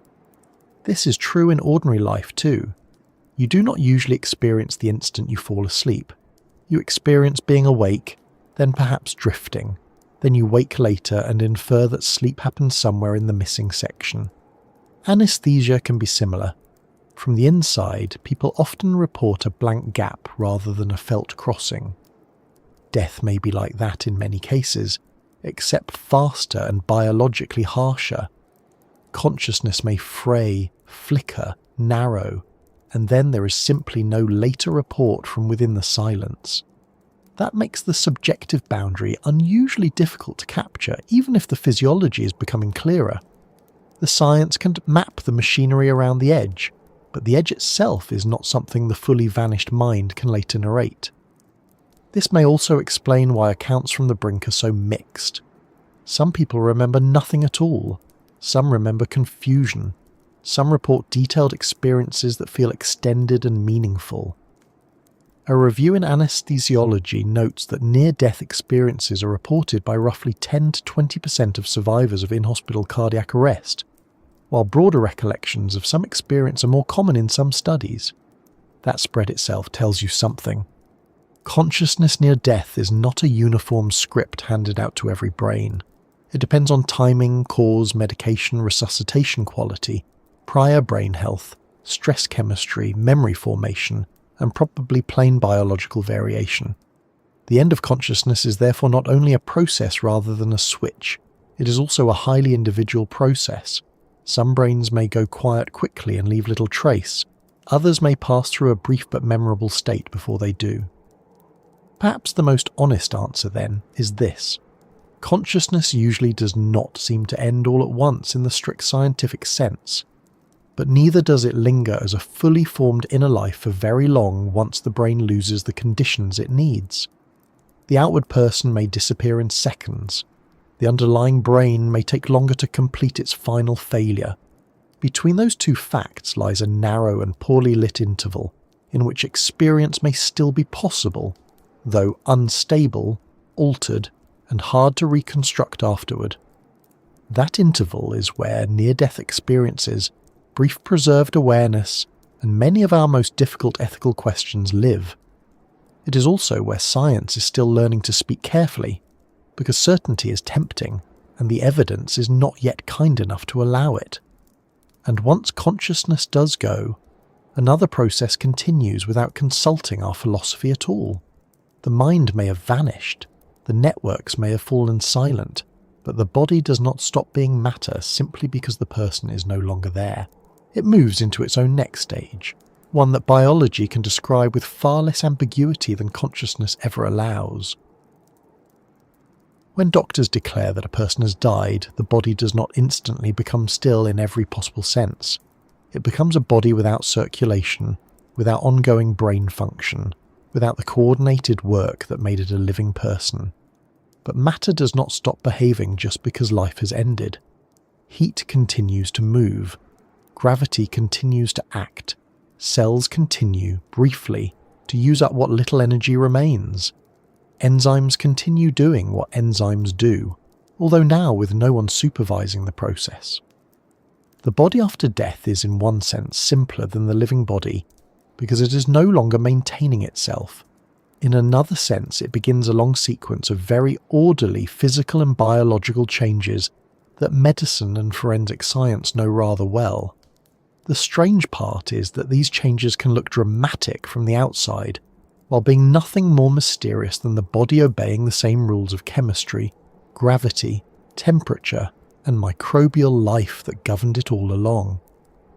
The first phase is often quieter than people expect. Immediately after death, muscles enter what forensic medicine describes as primary flaccidity, a brief period of relaxation before later stiffening develops. The person no longer has muscle tone, the jaw may slacken, the limbs are loose. At the same time, the body begins losing its ability to regulate temperature because the hypothalamus is no longer keeping conditions stable. From that point on, the body cools toward the surrounding environment through conduction, convection, and radiation. This cooling is called algor mortis, and while people often talk about it as though the dead cool at one tidy universal rate, the real process depends heavily on ambient temperature, humidity, ventilation, clothing, body size, and whether the person is indoors, outdoors, covered, or refrigerated.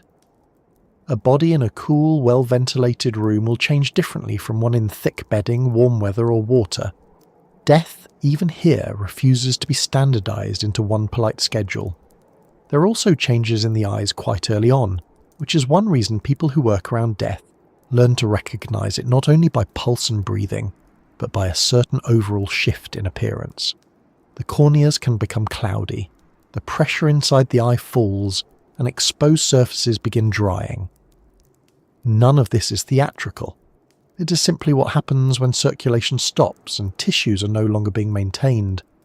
The body is no longer distributing fluids, replacing oxygen, correcting chemistry, or preserving delicate structures. In life, all of that happens invisibly and continuously. In death, the absence of those quiet repairs becomes visible surprisingly fast. This is part of what makes the newly dead seem both familiar and altered. The face is the same face, but the maintenance work has ended, and the difference begins to show in subtle ways before larger post-mortem changes arrive. Then gravity takes over more obviously. Once the heart is no longer pumping, blood is no longer held in motion through the vessels. It begins settling into the lowest parts of the body under its own weight, producing a purplish or reddish discoloration in dependent areas. This is livor mortis, sometimes called post-mortem lividity or hypostasis. It can begin appearing within an hour or so, become more obvious over the next several hours, and then gradually become fixed as blood cells break down and pigment leaks into surrounding tissues. If a body is lying on its back, the discoloration develops in the parts closest to the ground, except where pressure blocks it. If the body's position is changed early enough, the pattern can shift. If it is changed later, the staining may remain. To a pathologist, that helps estimate what may have happened after death. To the rest of us, it is another reminder that the body, without circulation, starts to become an object in space as much as it is the remains of a person. Gravity is no respecter of biography. Not long after comes the better-known stiffening rigor mortis. People tend to imagine this as an all-at-once locking of the body, but it is more gradual than that. After the initial relaxation, muscle cells begin running out of ATP, the molecule needed to release the microscopic bonds involved in contraction. Calcium handling fails, actin and myosin remain bound, and the muscles become stiff because they can no longer relax properly. This usually becomes noticeable first in smaller muscles, often around the face, jaw, or eyelids, then in larger muscle groups over the following hours. In many descriptions, rigor becomes established over roughly half a day, remains for a while, then fades as decomposition advances and the muscle proteins break down. The timing varies with temperature, age, illness, and the circumstances of death. But the principle is straightforward. Stiffness after death is not some special property of the dead. It is a final consequence of muscle physiology deprived of energy. Even here, the body remains obedient to biochemistry. That sequence of cooling, lividity, and stiffness is often called the classical early triad of post-mortem change, and it is useful not because it reveals anything mystical, but because it shows how quickly the body stops being a regulated system and starts becoming a passive one. Heat leaves, blood settles, muscles stiffen. A living body spends every second resisting those tendencies. It keeps temperature within range, keeps fluids in motion, keeps cells supplied, keeps muscles responsive and reversible. Death is, among many other things, the end of resistance. The body no longer actively preserves its structure. It begins instead to drift with physical law and internal chemistry. That sounds stark, but it also has a certain quiet honesty to it. The living are active systems. The dead are no longer active in the same way, and the difference appears almost immediately once the heart and brain have fallen silent. Beneath the skin, though, the next changes begin even before anything dramatic is visible outside. Cells are still full of enzymes, and many of those enzymes are meant to break things down under controlled conditions. In life, membranes, blood flow, compartmentalization, and active metabolism keep these processes in order. After death, those controls fail. Cell membranes become leaky. Internal structures begin to lose integrity. Enzymes escape and start digesting the tissues from within. This process is called autolysis, literally self-digestion, and it begins at the microscopic level. It tends to be more prominent in organs rich in enzymes, such as the pancreas, while some tissues break down more slowly. What matters is that decomposition does not begin with insects and dramatic external change. It begins inside the body, quietly, at the scale of cells. Long before a corpse looks decomposed to the eye, chemistry has already started undoing the organization that life worked so hard to maintain. Autolysis then creates ideal conditions for another process, putrefaction, which is decomposition driven largely by microbes. The human body is not sterile in life. The gut in particular contains huge communities of bacteria, and after death those microbes are no longer held in their usual boundaries by circulation, immunity, or tissue repair. They begin invading and digesting surrounding tissues, producing gases, fluids, and pigment changes. One of the earliest visible signs can be a greenish discoloration of the lower right abdomen, associated with bacterial activity and the formation of altered blood pigments in that region. Depending on temperature and other conditions, this may appear within a day or later. What matters more than the exact clock is the general transition. The body that had been maintained against microbial breakdown is now becoming suitable terrain for it. The ecosystem within us, which served us in life, changes its role after death and becomes one of the main engines of physical transformation. Once putrefaction is underway, the changes become hard to miss. Gases build up in soft tissues and the abdomen begins to swell, often before other regions do. The face, torso, and other soft parts can become distended.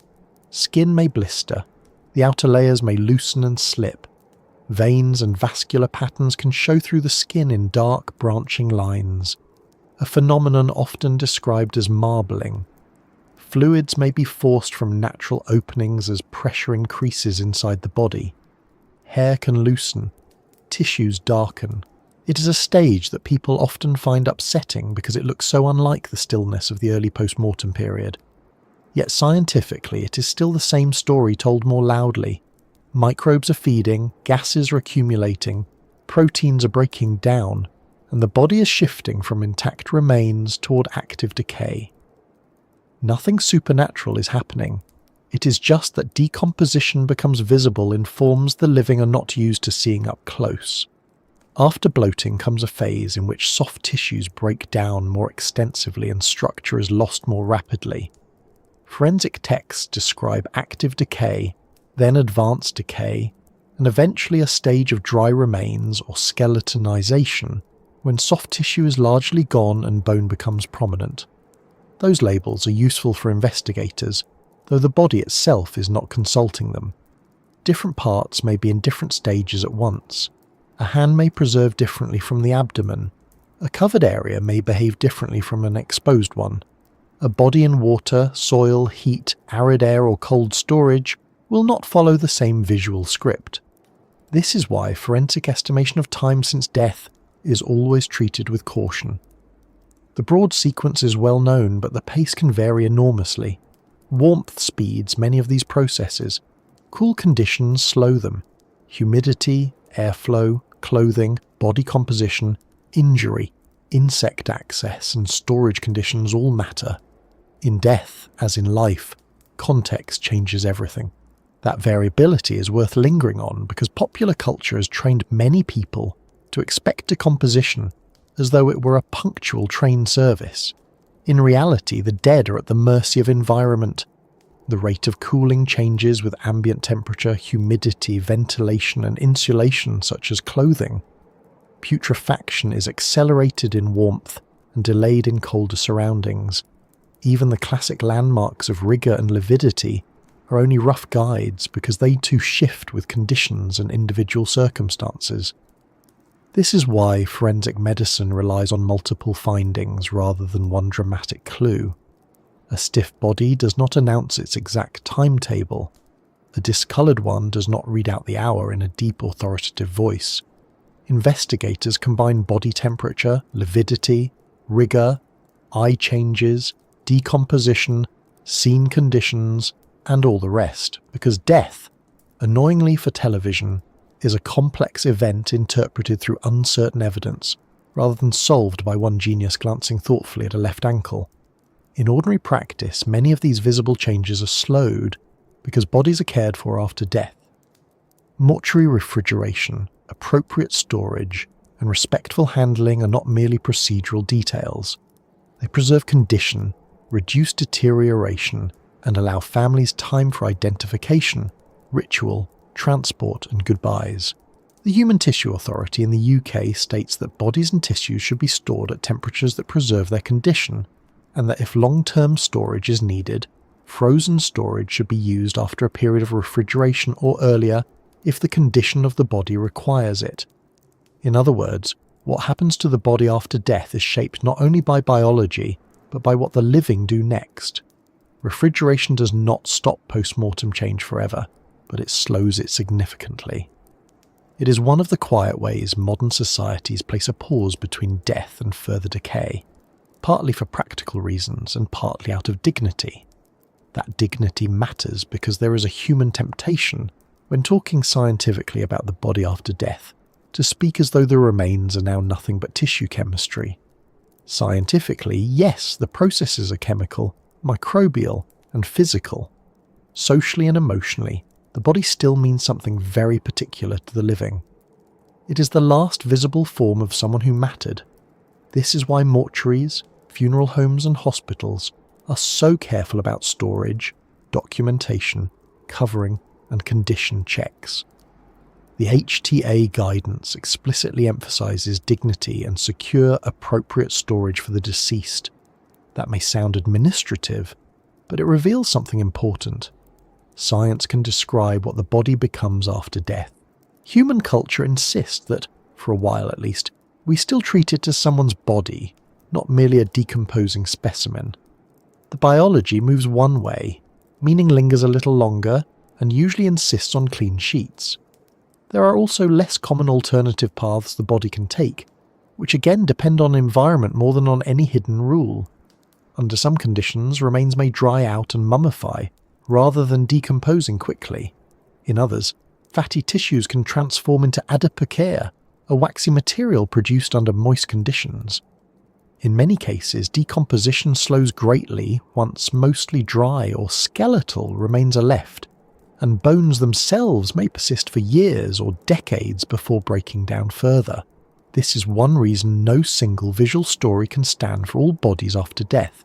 Some are preserved, some collapse quickly, some dry, some bloat, some skeletonize faster than expected because of heat, exposure, or animal and insect activity. The body after death does not enter one single fate. It enters a set of possible material futures governed by place, temperature, microbes, time, and exposure. Seen from a distance, all of this can sound grim, but there is another way to understand it. The body after death is not being punished, and it is not being ruined in some moral sense. It is being returned to ordinary matter. Life is the brief, improbable condition in which tissues are held in active order against entropy and breakdown. Death ends that effort. What follows is not an attack from outside, but the release of processes that were always waiting in the background. Heat disperses, cells fail, enzymes digest, microbes spread, tissues loosen, structure gives way.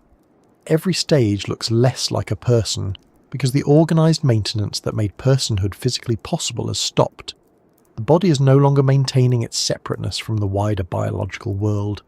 It is beginning, slowly or quickly, depending on conditions, to rejoin it. And that may be the most important shift to notice here. In the earliest hours after death, the body still looks very much like someone. Cooling, lividity, and rigour are changes, but they are still changes in a body that retains its recognisable shape. As autolysis and putrefaction progress, that familiarity weakens. The body becomes less an inhabited form and more an ecological event. Microbes, temperature, air, insects, moisture, and time begin to matter more than personality ever could. Which is not the end of the story at all, really. It is only the point where medicine gives way more fully to biology, and where the question stops being what the body looks like after death and becomes something broader and older, how the rest of nature takes it back. And this is where the story becomes less medical and more ecological. Once the body is no longer being maintained as a living system, it stops being a person in the biological sense, and becomes, quite plainly, a concentrated package of carbon, nitrogen, phosphorus, calcium, water, fats, proteins, salts, and trace elements. That may sound blunt, but it is also the most direct way to understand what nature does next. A dead body is not outside the food web, it is part of it. Modern decomposition research treats death not just as the breakdown of tissues, but as a process involving chemical change, microbial activity, insect colonization, soil responses, scavenger behaviour, and environmental conditions all interacting at once. Carrion is present in every terrestrial ecosystem, and its decomposition and dispersal can affect vertebrates, invertebrates, microbes, plants, parasites, and soil. That is one reason nature reclaims us is not just a poetic phrase. It is a technical description of what happens when the body leaves the category of self-maintaining organism and enters the category of ecological resource. Decomposition science now treats this as a multifaceted process rather than a single event. It involves microbes already living in and on the body, microbes in the surrounding soil, volatile chemicals released from tissues, waves of insects responding to those chemicals, vertebrate scavengers where they have access, and the local environment that speeds, slows, redirects or preserves all of it. In a sense, the body is no longer defending its boundaries. The outside world begins to enter, and the inside world begins to leak out. That is not dramatic language, it is what decomposition literally is. The first reclaimers are usually the smallest and the least sentimental. Microbes do not arrive with moral views about mortality. Many of them were already there. The gut, the skin, the mouth, the airways, and other body sites contain dense microbial communities during life, held in check by circulation, immunity, oxygen gradients, intact tissues, and the endless maintenance work of the living body. Once those controls fail, the body's own microbial residents begin expanding into places they could not dominate before. Autolysis and tissue breakdown create new opportunities, and the post-mortem microbiome shifts. Studies of soils beneath human cadavers show pulses of carbon and nutrients, changes in respiration and microbial function, and a succession of different bacterial groups as decomposition progresses. Human-associated anaerobes can even be detected in surrounding soil for months. Nature's first response is not ceremony, it is metabolism. This is one reason a body can change the ground beneath it so noticeably.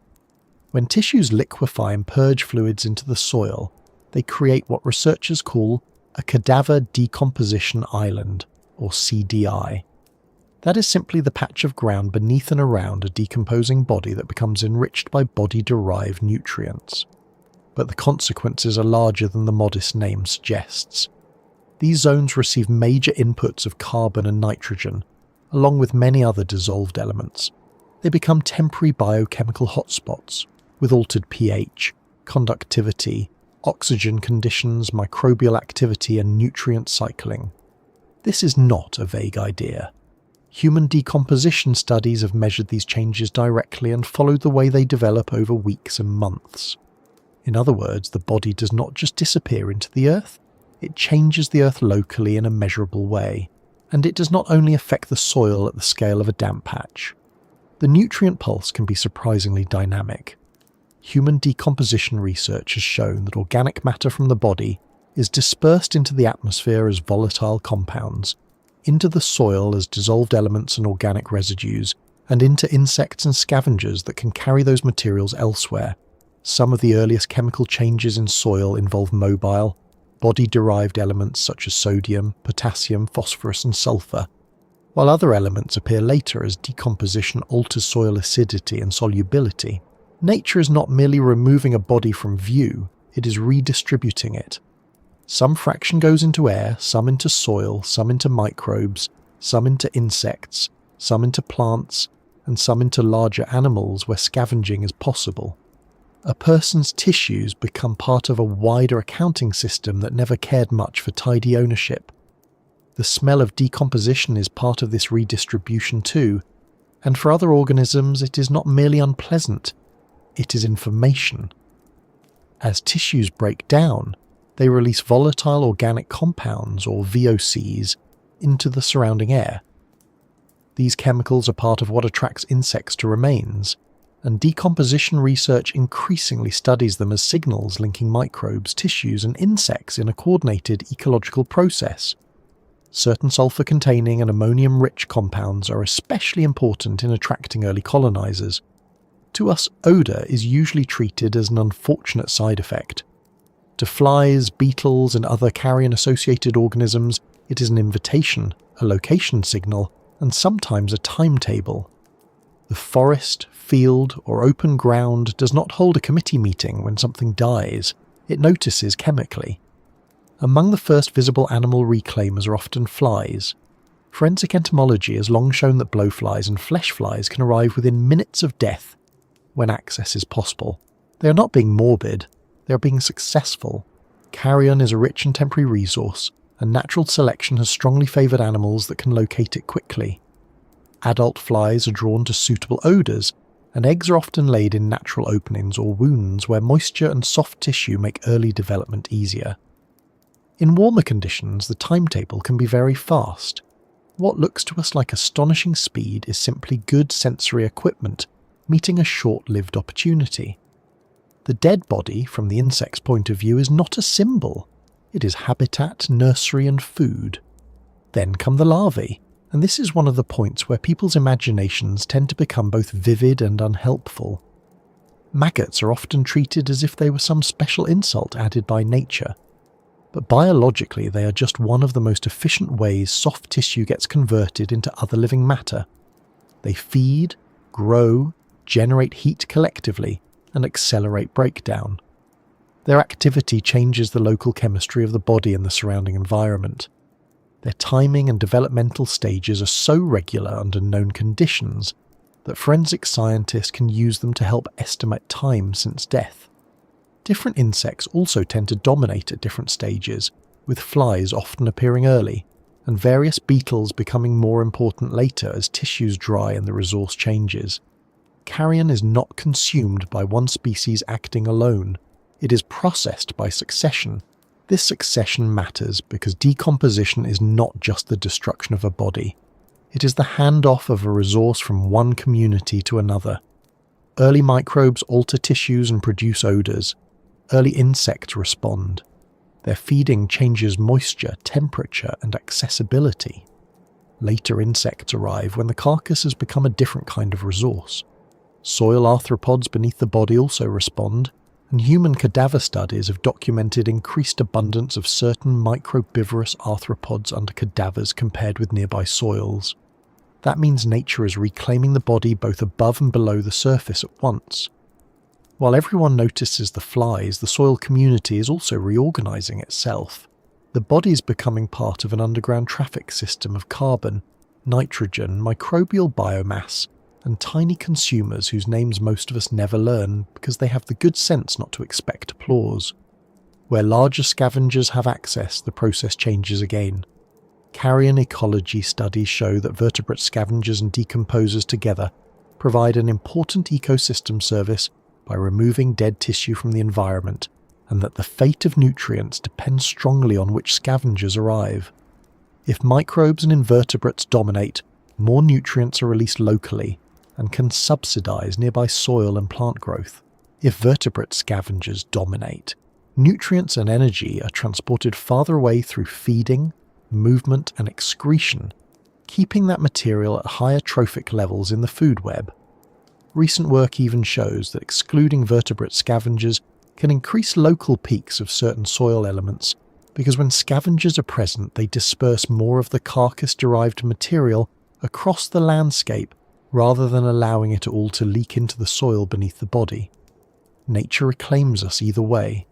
It simply chooses between local concentration and wider distribution depending on who gets there first. This is why the body does not have one single ecological fate. In one setting, it may remain mostly in place and enrich a small patch of soil. In another, birds and mammals may remove large amounts quickly, spreading tissues and nutrients across a much larger area. Scavenger studies show that carcass removal rates are influenced by season, elevation, habitat, temperature, carcass characteristics, and the makeup of the local scavenger guild. Obligately scavenging terrestrial vertebrates are basically vultures, but facultative scavengers are much more diverse and include many animals that will use carrion opportunistically when it is available. In some ecosystems, birds dominate. In others, mammals do more of the work. In still others, invertebrates and microbes win the race. The body enters whichever local economy of death already exists.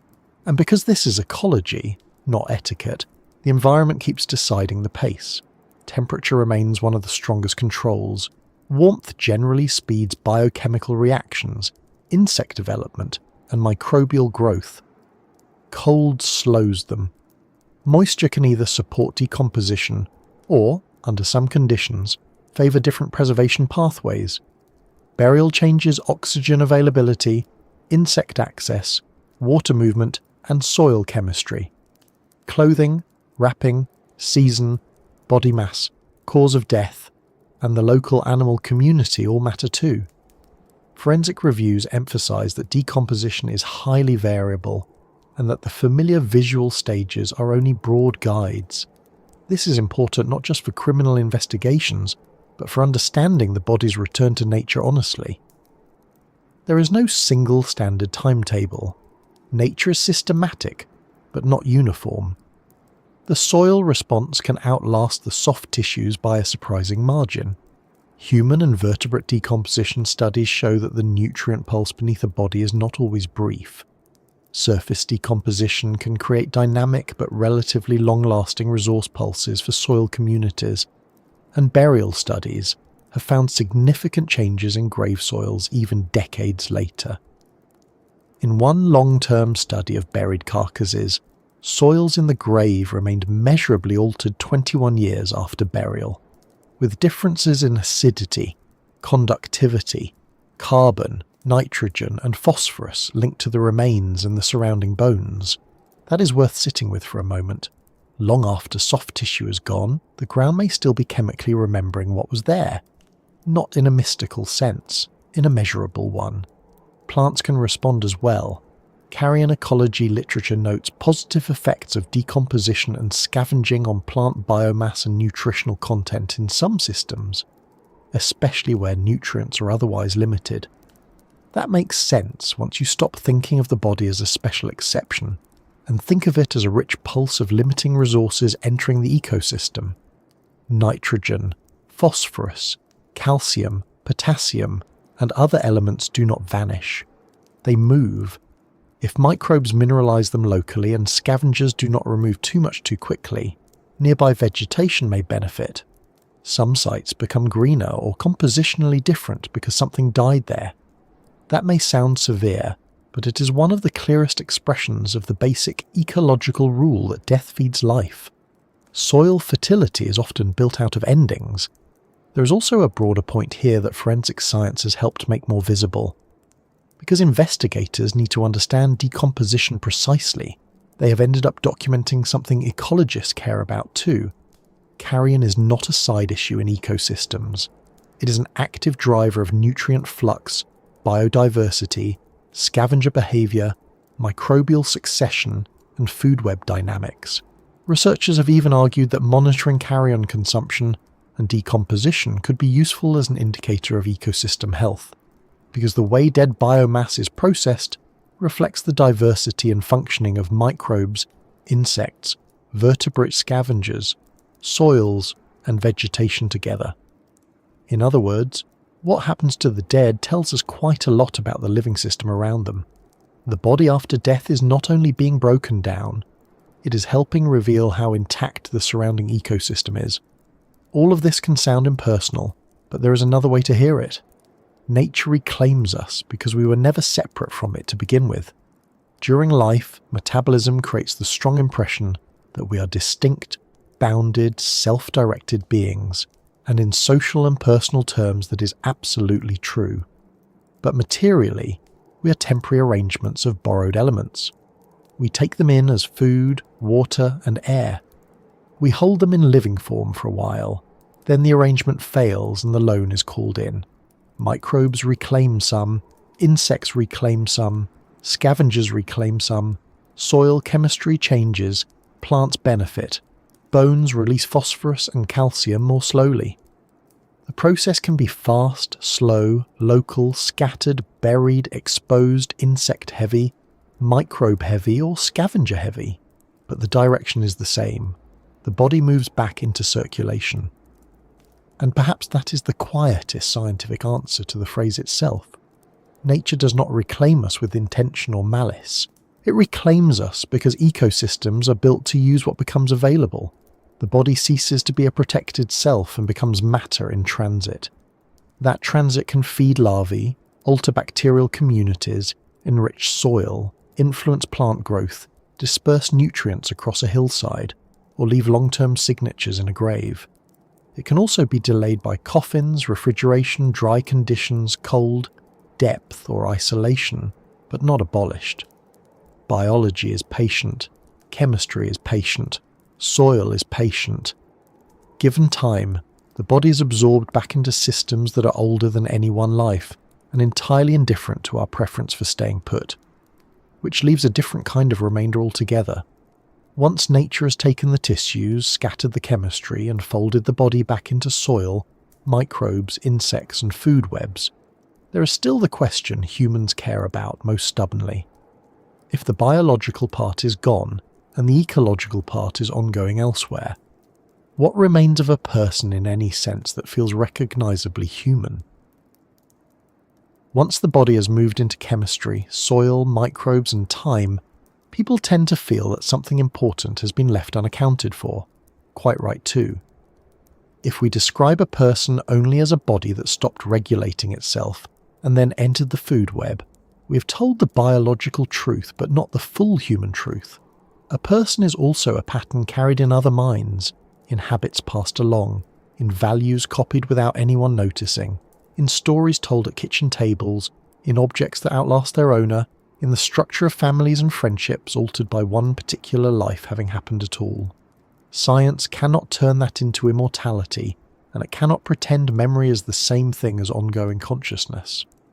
But it can say, very clearly, that a person does not vanish from the world in every sense at the moment their brain falls silent.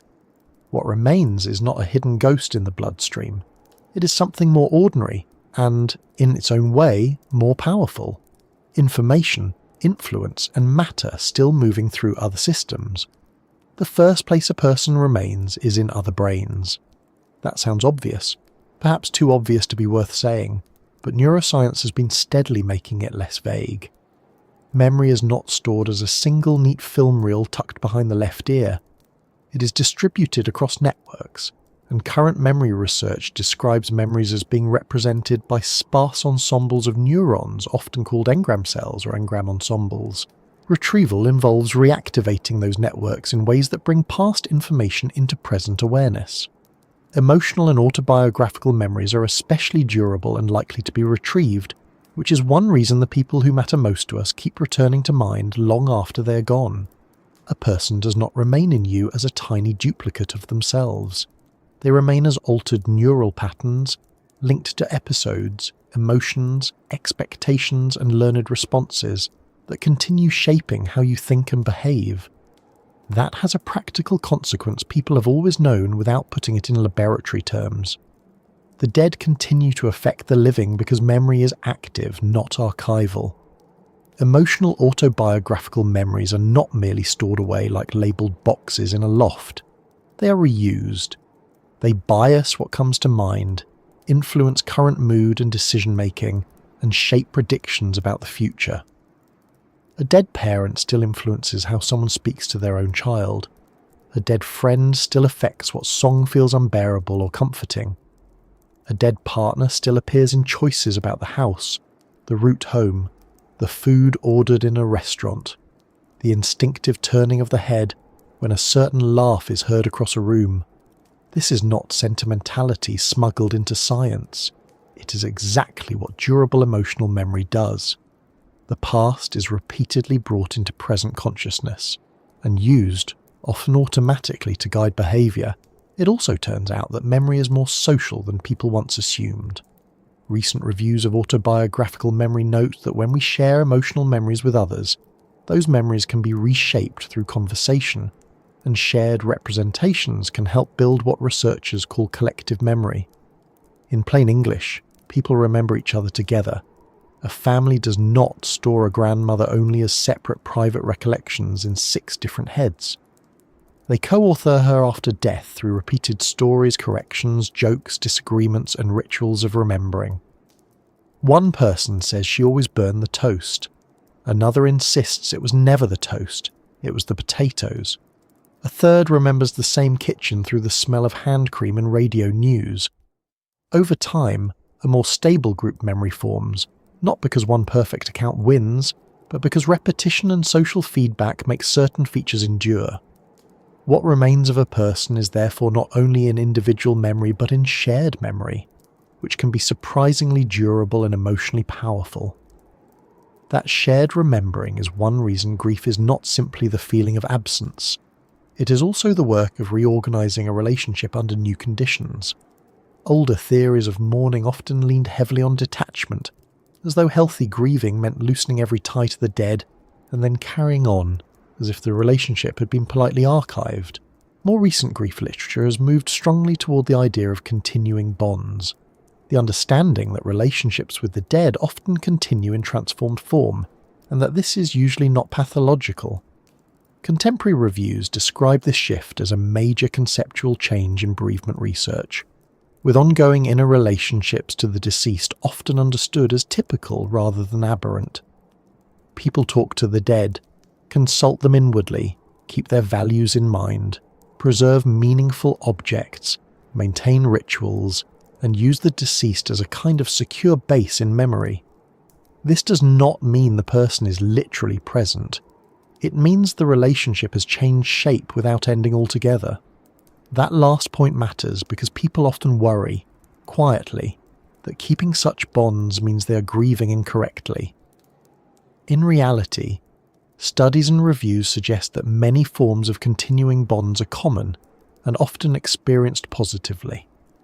A systematic review of suicide bereavement, for example, found that continuing bonds appeared across a variety of domains and were reported mostly as positive experiences, even if certain patterns can become difficult when grief turns severe and persistent. In other words, the scientific picture is not that healthy. Grief means forgetting. It is that healthy grief often includes a changed, ongoing connection in which memory, identification, and attachment remain active while the bereaved person gradually adapts to the reality of the loss. What remains of a person, then, is not just a set of facts about them. It is an active bond in the minds of others. This is also why physical objects matter so much after death, even to sensible people who know perfectly well that a watch is not a father and a cardigan is not a wife. Legacy research in end-of-life care describes how memories linked to legacy objects can validate a life and help generate comforting connections with the deceased. Reviews on legacy and serious illness likewise describe remembrance of the individual self, remembrance of the social self, and impact on others' well-being as major legacy goals that influence how people make treatment choices and how they hope to be remembered. Put simply, many people nearing death care not only about pain, prognosis, and practical arrangements, but about what will remain of them in the lives of others. That may take the form of letters, stories, audio recordings, jewellery, recipes, photo albums, digital storytelling, donated belongings, or the simple preservation of ordinary possessions whose value is mostly relational. A chipped mug can become, in grief, a highly efficient storage device for a whole person. And those objects do more than comfort. They help memory stay concrete. Bereavement research and palliative care literature repeatedly note that tangible legacy items can support meaning-making, dignity, and connection for the bereaved. That makes sense once you remember that human memory is cue-dependent. A smell, an object, a place, a phrase, a text message thread, an old shopping list with the wrong brand of tea underlined 3 times in increasingly firm handwriting. All of these can reactivate networks of autobiographical memory and bring the dead briefly and vividly back into present awareness. Science would say that retrieval cues are reactivating stored patterns. The rest of us would say that a coat on the back of a chair can ruin your entire afternoon. Both descriptions are true. A person also remains in behaviour, which is slightly different from remaining in memory. Memory can be conscious. A story retold, a face remembered, a birthday that hurts. Behavioural inheritance is often less visible. People keep gestures, sayings, postures, recipes, moral rules, work habits, and tiny preferences they did not invent. One sibling learns a way of making tea from a parent. Another inherits a style of apology. A granddaughter adopts a grandmother's exact impatient little sigh when a drawer jams, and no one sits down to announce that identity transfer is now underway. Yet it is. Socially shared autobiographical memory guides support group identity and present action, while emotional memories disproportionately influence thought and behaviour. What remains of a person can therefore be embedded in others, not only as recall, but as style. They persist as modifications in how later people live. There is also the material remainder in a more literal sense. Long after soft tissues have disappeared, bones and teeth can preserve information about an individual. Forensic science relies on this all the time. DNA can often be recovered from skeletal material and teeth, especially because mineralized tissues offer some protection against degradation compared with softer tissues. Skeletal analysis can also reveal age at death, sex estimation, stature, healed fractures, certain diseases, amputations, deformities, medical interventions, and other individualizing traits. In other words, even when a person is long past living memory, for most people, matter can still hold traces of who that body was. Not personality, of course. A femur does not preserve a sense of humour, but the body continues to bear evidence of life history, illness, injury, ancestry signals, and identity markers. A person remains in matter as a record written into tissue. DNA adds another layer to this because it survives not only in remains but in descendants. Here one has to be careful not to over-romanticize genetics. Your genes are not your personality bottled for the future, and nobody is reborn simply because a nephew has your ears and a niece has your stubbornness. Still, biologically speaking, part of what you are does continue in relatives.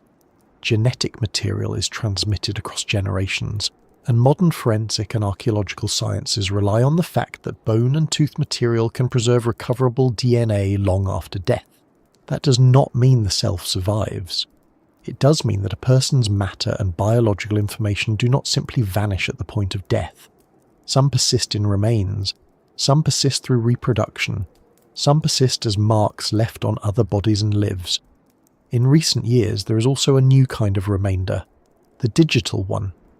The internet has made it possible for people to leave behind not just photographs and letters in drawers, but message histories, social media accounts, voice notes, playlists, videos, location data, public posts, private jokes in group chats, and increasingly elaborate forms of memorialization.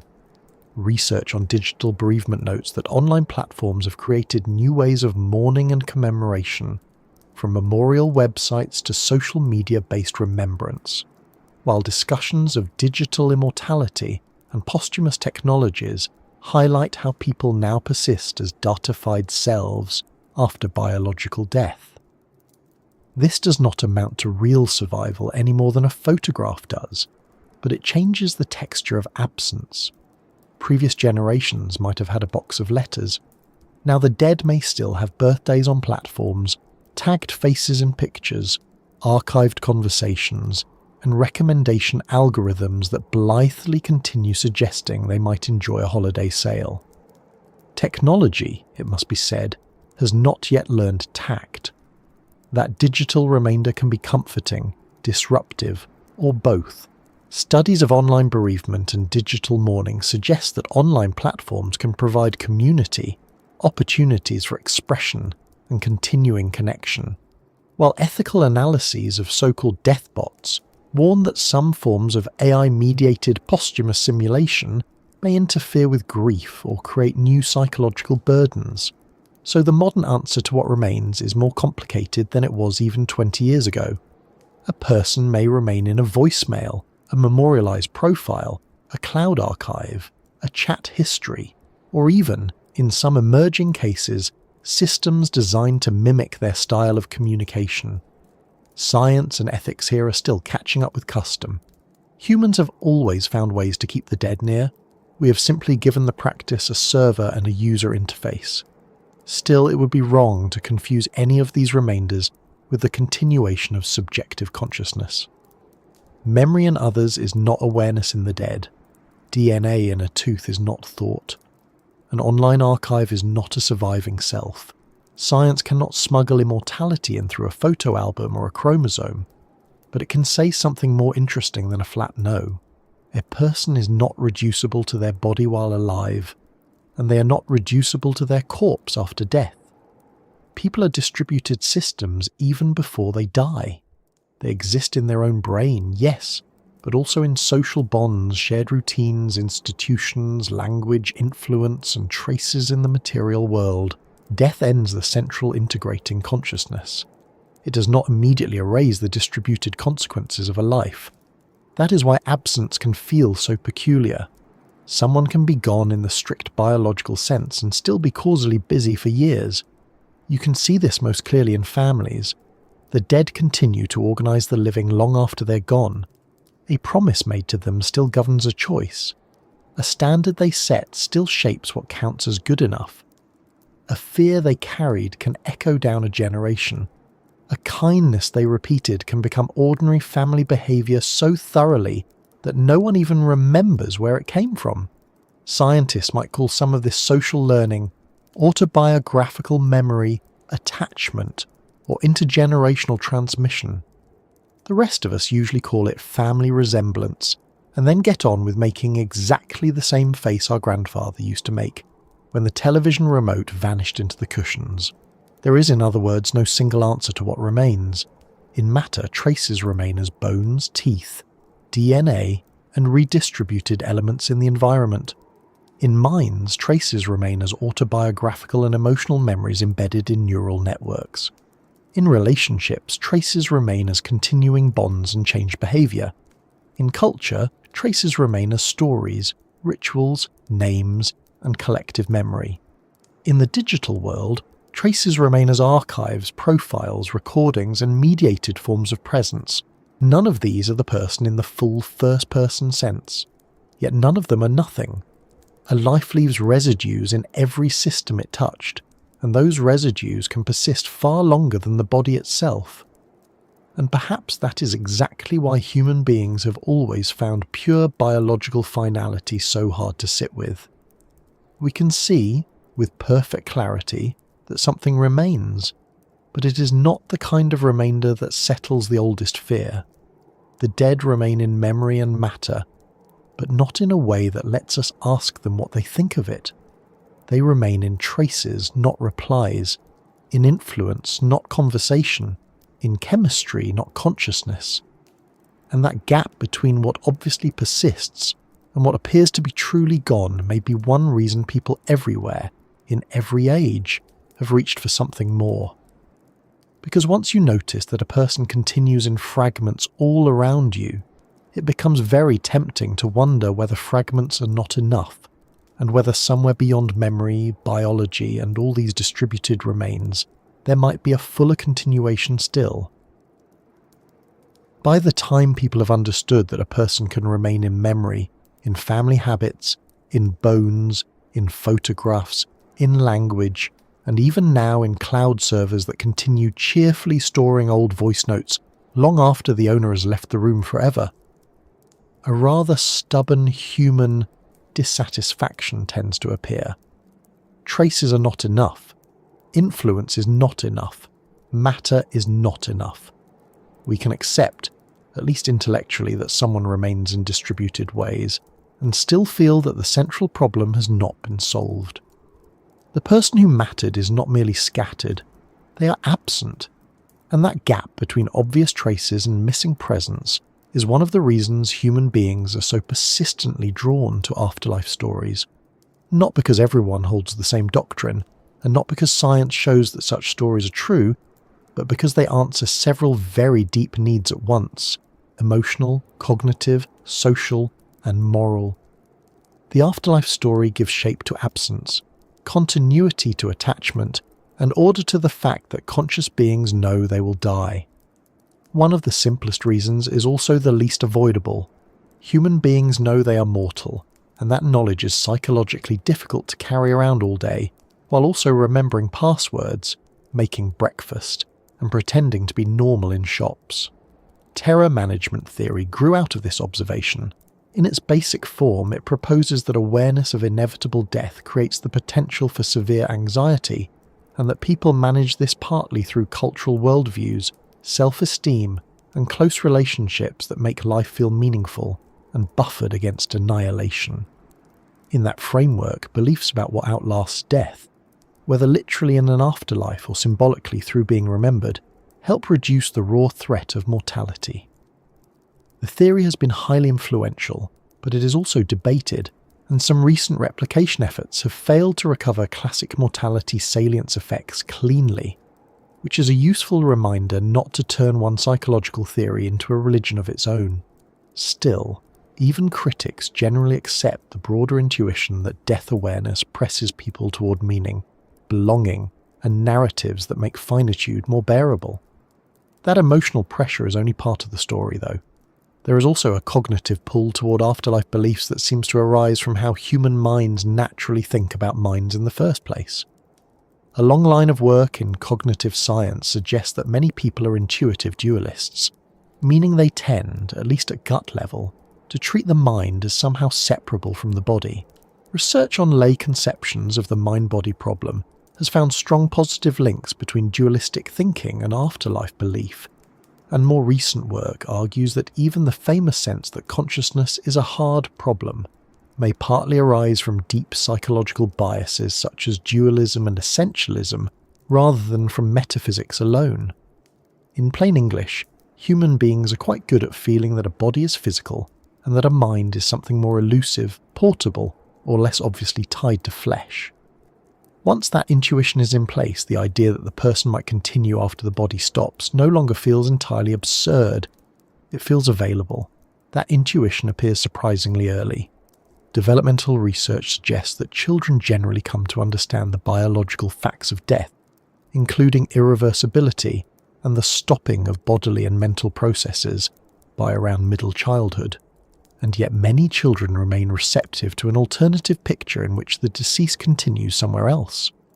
One review argues that humans are naturally disposed to keep attached individuals in mind even when they are absent for long periods, and that this helps explain why death is so often represented not just as termination, but as departure. That is a crucial point. The afterlife story is not only a doctrine one is taught, it also fits certain psychological habits already in place. We are attachment-based creatures. We maintain mental models of absent loved ones all the time. Death asks us to do something far stranger, to stop maintaining them altogether. The mind does not find that especially intuitive. This attachment problem is easy to underestimate because it sounds so simple. But the brain systems that support social life are built to track people who are not physically present. We keep them in mind, predict what they would say, and orient our behaviour around them. That is useful in ordinary life because loved ones come back from work, from travel, from another room, from next week. Death breaks that expectation, but it does not instantly dismantle the underlying machinery. The dead remain mentally active because social cognition is designed for continuity, not for abrupt relational extinction. This is one reason so many people, across religions and outside them, continue speaking to the dead inwardly, sensing their relevance or imagining reunion. The afterlife story gives the attachment system somewhere to place the person it is still trying to keep. It says, in effect, they have not ceased to exist. They have gone elsewhere. Psychologically, that is much easier to hold than absolute disappearance. Grief research fits neatly into this picture. Contemporary work on bereavement emphasises that loss often triggers a search for meaning, and that the meaning attributed to grief depends on culture, social circumstances, the relationship with the deceased, and the context of the death itself. Studies of bereaved parents, for example, have found that difficulties in making sense of a loss are associated with more severe grief symptoms, while spirituality and religious themes are among the most common meaning-making strategies people use when trying to understand what has happened. In other words, afterlife stories are not just cosmic speculation. They are practical tools in the work of grief. They help answer the unbearable question, why this and what now? When purely biological descriptions often feel emotionally true and psychologically useless at the same time, cells failed may be correct. It is not usually enough to live on. At the same time, the science is careful enough to show that these beliefs do not help everyone in the same way. Some studies suggest that spirituality and belief that the deceased continues in another dimension can be protective in grief, particularly when paired with rituals and supportive communities. Other work, especially in late-life spousal loss, suggests that afterlife beliefs can be associated with greater distress when they are uncertain, conflicted, or tied to troubling images of what the afterlife might be. That mixed picture is important. Humans are drawn to afterlife stories because they can soothe attachment, provide meaning, and reduce existential pain. But they are not a flawless psychological medicine. They work inside broader systems of belief, ritual, certainty, social support, and personality. A consoling story believed deeply is different from a consoling story one half trusts, while also fearing it may not be true. There is also the social side, and this may be just as important as the individual one. Anthropologists have long noted that mortuary customs and death rituals are, functionally speaking, largely for the living. They help maintain communal cohesion, organise grief, and mark the transition not only of a body but of a social relationship. More recent work on funerary ritual makes a similar point. Rituals around death address questions about who we are as a society, what ties us together, and what collective purpose we still claim in the face of one member's loss. That means an afterlife story does social work. It places the death inside a larger moral and communal map. It says the event is not random chaos, not mere biological spoilage, but part of a meaningful order that the group recognises together. Whether one calls that heaven, rebirth, ancestorhood, passage, spirit continuity, or something gentler and vaguer, the function is similar. The living are being told how to stay a society while faced with a death. Funerals and mourning rites make this very visible. Across cultures, such rituals provide structured times and places for emotional expression, social obligation, memory sharing, and support. They tell people what to do with the body, what to say to one another, how to mark the reality of the loss, and how to continue living afterward. Some of the comfort comes from gathering itself. Some comes from symbolic action. Some comes from the afterlife story embedded in the ritual, whether explicit or implied. The person has gone to the ancestors. The person is with God. The person has crossed over. The person is at peace. These formulations differ enormously in theology, but psychologically they all help convert a brute interruption into a narratable transition. Humans bear transitions better than voids. The void offers no role, no script, and no company. Ritual, by contrast, gives everyone a part to play, which is often half the battle in surviving grief, without becoming a fully decorative ruin. Another reason humans want afterlife stories is moral rather than merely emotional. A world in which consciousness appears, loves, suffers, and vanishes without residue or reckoning can feel morally unfinished. Afterlife beliefs often supply closure where ordinary life does not. They allow reunion with the good, punishment or consequence for the cruel, vindication for the innocent, or at least some continuation in which the deeper symmetries of earthly life are addressed. Terror management theory would describe this in terms of worldview and meaning. People want a conception of reality in which their lives matter and are not erased by death. But even outside that framework, the pull is understandable. Human beings are moral pattern seekers. We do not merely want events to happen, we want them to make sense. An afterlife story can turn death from a stoppage into part of a larger order, and that order often includes justice, purpose, or cosmic bookkeeping of some kind. It is hard to overstate how attractive that is in a world where biology itself is so stubbornly indifferent. Of course, none of these stories spring from nowhere.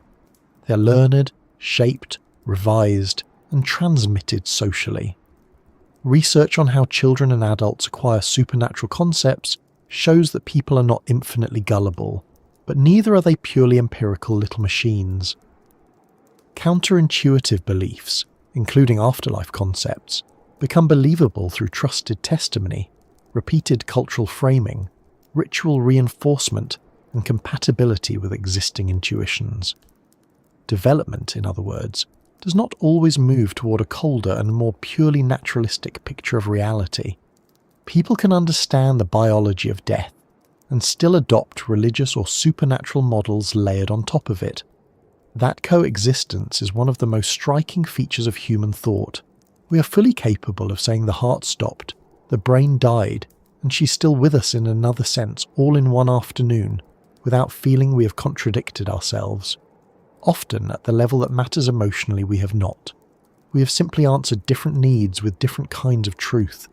This helps explain why afterlife stories persist even in scientifically literate societies. Knowledge of biology does not remove the psychological conditions that make such stories attractive. It does not remove attachment. It does not remove grief. It does not remove the intuitive sense that minds are hard to reduce to meat. It does not remove the need for community after death, nor the desire to matter, nor the unease of knowing one day one's own point of view will disappear.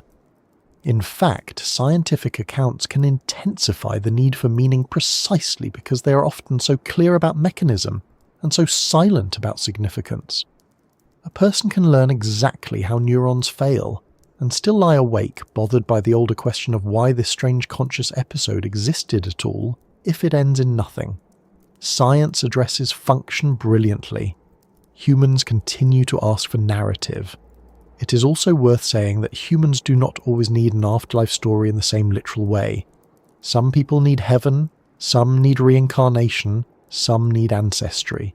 Some need only the thought that nothing is wasted, that love continues in memory, that matter returns to life, that a person remains in influence if not in awareness. terror management researchers have written about both literal immortality and symbolic immortality, and the difference is useful here. For some, survival means the self goes on. For others, survival means being woven into family, culture, achievements, descendants, or the natural world. Both answer mortality, though not equally. The more the story allows a continuing you, the more directly it addresses fear of personal extinction. The more it relies on symbolic continuation, the more it comforts through belonging rather than persistence. Humans seem willing to reach for both.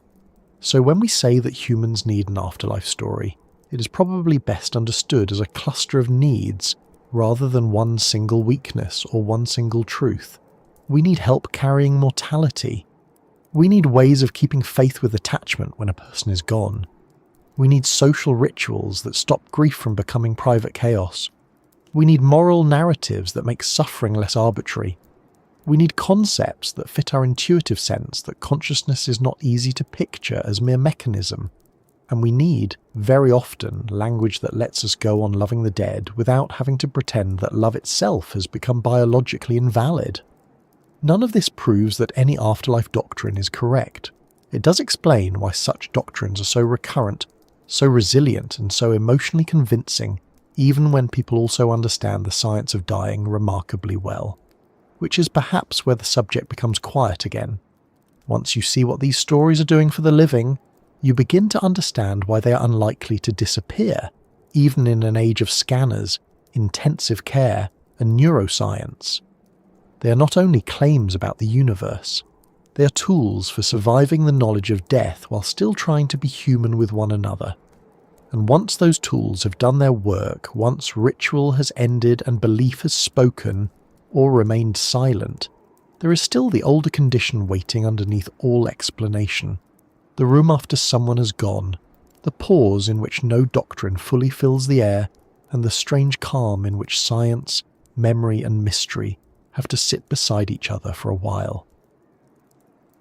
And perhaps that is why the most honest place to finish is not with a trumpet blast of certainty, but with something quieter. Once all the arguments have been laid out, once religion has spoken, once neuroscience has offered its careful diagrams and medicine has given its thresholds and criteria, once grief has told its own older truths and nature has got on with the very practical work of reusing what the body leaves behind, we are still left with a condition that no theory completely dissolves. A human life ends, and after that there is silence. Science can describe the path toward that silence with increasing precision.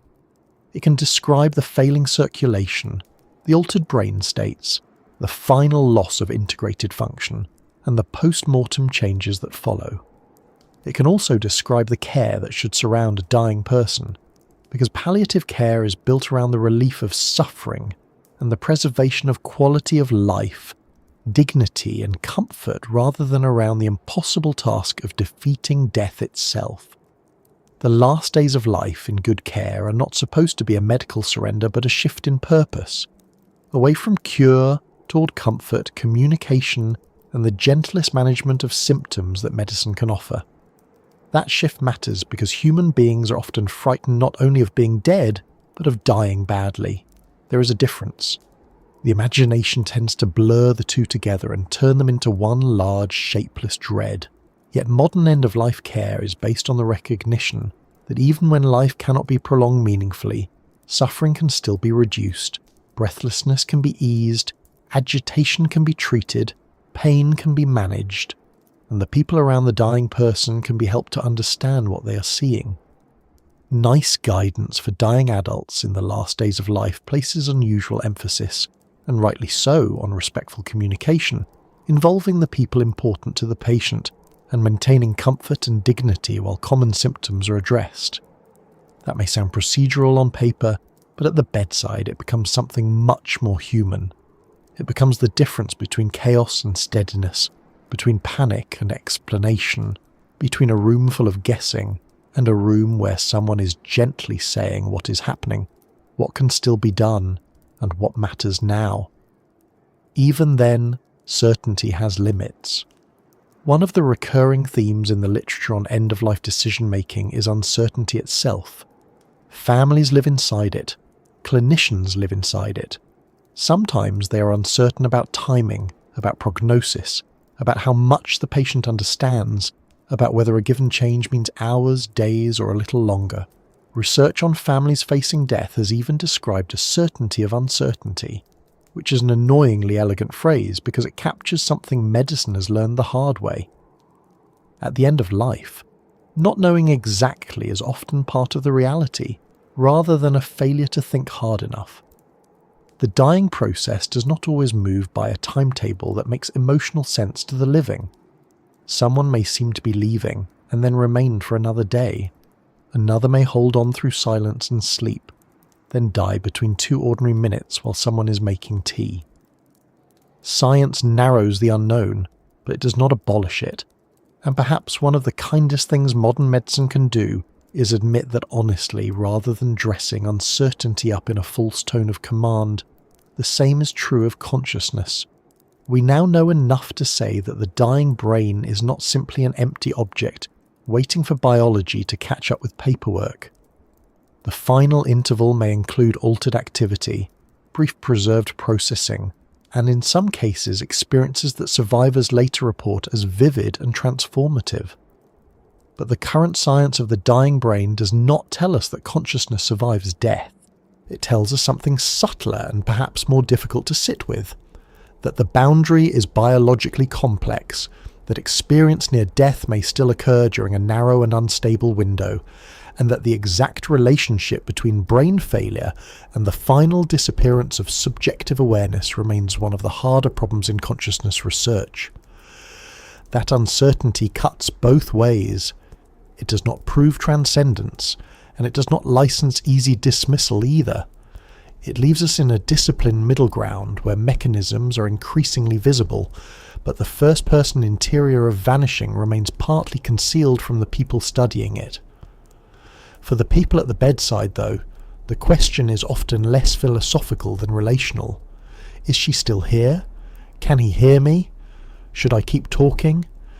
Here too, science offers something modest but important. The National Institute on Aging notes that some doctors think dying people may still hear even if they are not conscious, and electrophysiological work in hospice patients has found evidence consistent with preserved auditory processing even in unresponsive, actively dying individuals. None of this guarantees that every dying person is taking in every word in the usual sense. It does support a practice that people have arrived at by instinct and care alike. Talk to the person, not around them. Say the things that matter. Introduce yourself when you come in. Speak gently. If hearing is among the last channels to fade, then ordinary human speech remains one of the simplest and most reasonable forms of companionship available at the edge of life. There is something profoundly unheroic about that, which may be one reason it is so moving.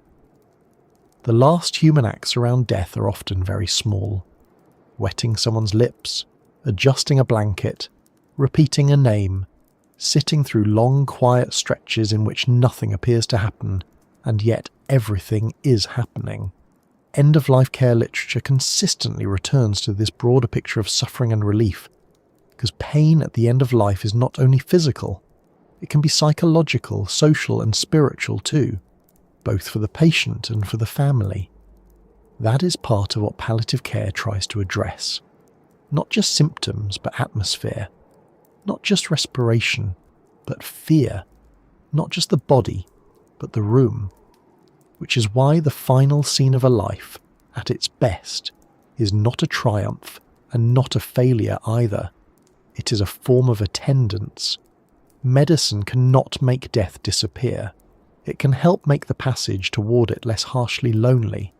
And when the person has gone, the silence that follows is not only literal, it is structural.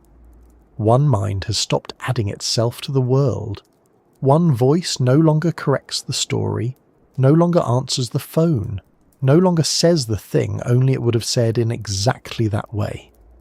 This is why grief is so peculiar. It is not merely sadness that someone has died. It is the ongoing confrontation between the fact of absence and the persistence of relationship. Contemporary bereavement research treats continuing bonds with the dead not as a strange failure to let go, but often as a normal and central part of grief. The dead continue inwardly as attachment figures, sources of guidance, memory, and emotional orientation. People go on speaking to them in thought, measuring choices against what they would have said, feeling accompanied by them in altered form. That does not mean the dead are conscious in some hidden annex of reality. It means love is not erased on the schedule preferred by biology. This too changes the meaning of silence. At first, silence can feel like the blunt proof that someone is gone. The chair is quiet, the room is quiet, the phone is quiet. Then, in another sense, the person remains strangely talkative. They return in memory, in habits, in whole phrases embedded in the minds of the living. Bereavement researchers have shown that ongoing bonds may be internalized and stabilizing, not only disruptive. A person may use the deceased as a secure base in memory, which is a wonderfully revealing phrase because it sounds almost nautical, as if the dead can still be a harbour of sorts. They can in grief, not by speaking anew, but by continuing to shape the one who survives. So the silence after us is never pure silence while anyone still remembers how we laughed, what we feared, what standards we carried, what tenderness or damage we passed along. A life may cease as consciousness, but it continues as consequence. And yet that continuation does not fully solve the old question, which is why people keep asking it. We can accept that the dead remain in memory and still feel the ache of not knowing whether there is anything more than memory. We can understand that matter returns to ecosystems, that bones preserve traces, that digital records outlast us, that grief reorganizes attachment rather than simply erasing it, and still find ourselves unsettled by the central blank. The science of consciousness does not currently close that blank. It narrows some fanciful claims, complicates others, and clarifies many mechanisms, but it does not hand us a final answer to whether subjective experience has any continuation once the brain has irreversibly lost the ability to generate it. Most of the evidence points toward consciousness depending deeply on the brain. Near-death research adds complexity to the threshold, not an established road beyond it. That is where the mystery remains, not in the sense of a magic trick, but in the sense of a question science has not licensed anyone to answer with swagger. There is, if we are being fair, a kind of dignity in that restraint. Human beings are unusually good at becoming doctrinaire in the presence of discomfort. Some answer death with hard material certainty, as if reducing everything to mechanism were the same as understanding it completely. Others answer it with absolute spiritual confidence, as if wanting reunion were itself evidence that reunion is guaranteed. The more careful traditions, scientific and philosophical alike, tend to be less theatrical. They allow that the body dies, that consciousness as we know it appears tightly bound to brain function, that grief remakes the living, that cultures build stories because stories help, and that some aspects of first-person vanishing remain inaccessible to external measurement. This may not satisfy the part of us that wants a final ruling from the bench. It does, however, keep us honest. And honesty in subjects like this is a form of kindness. Because one of the strangest things about mortality is that it narrows life and enlarges it at the same time. The knowledge that we end is dreadful in some moods and clarifying in others. It throws weight onto things that would otherwise drift by unnoticed. The fact that a conversation can be the last one makes conversation matter. The fact that a hand will one day not be there makes touch matter.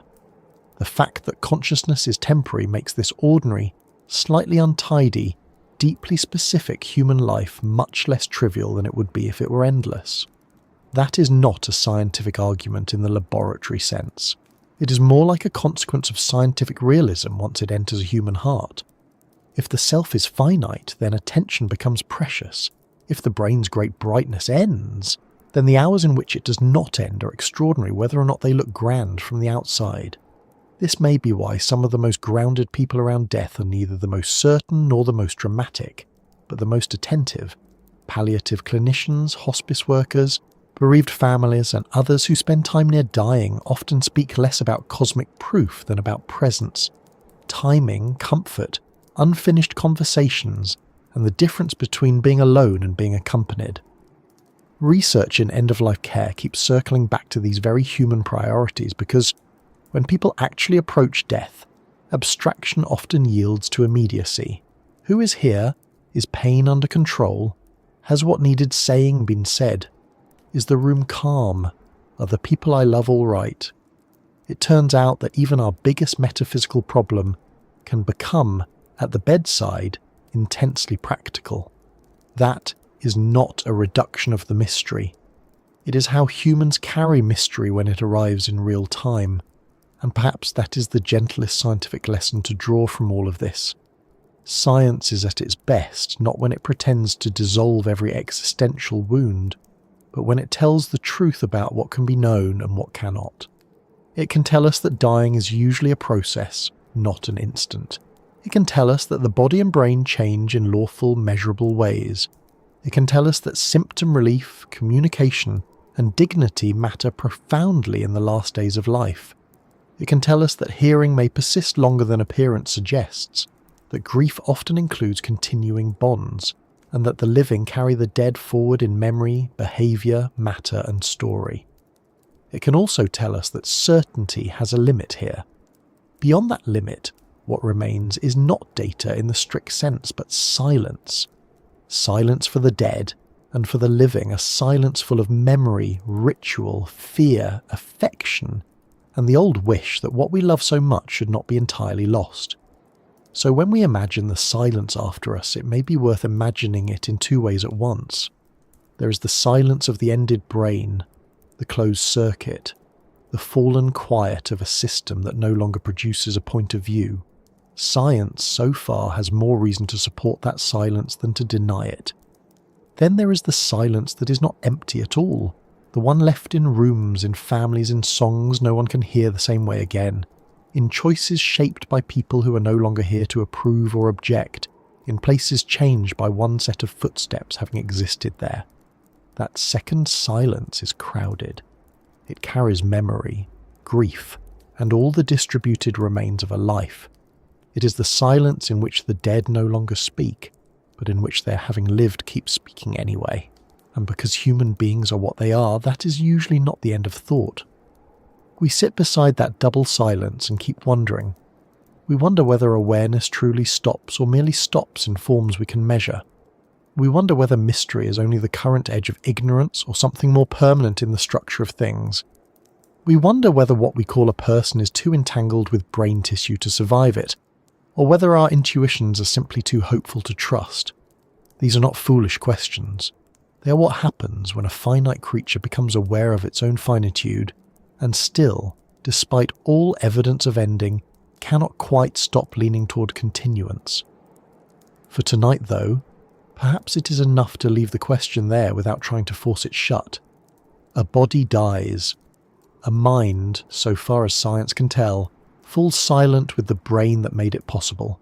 Care can ease the path to that silence. Love can outlast it in the living. Nature can receive the matter. Memory can keep the person active in other minds for years, sometimes generations. And beyond those things, the old quiet remains, not empty exactly, but unresolved. Not hostile, not friendly either. Simply there, waiting where all human questions finally become softer, and where thought itself, after a while, begins to slow down.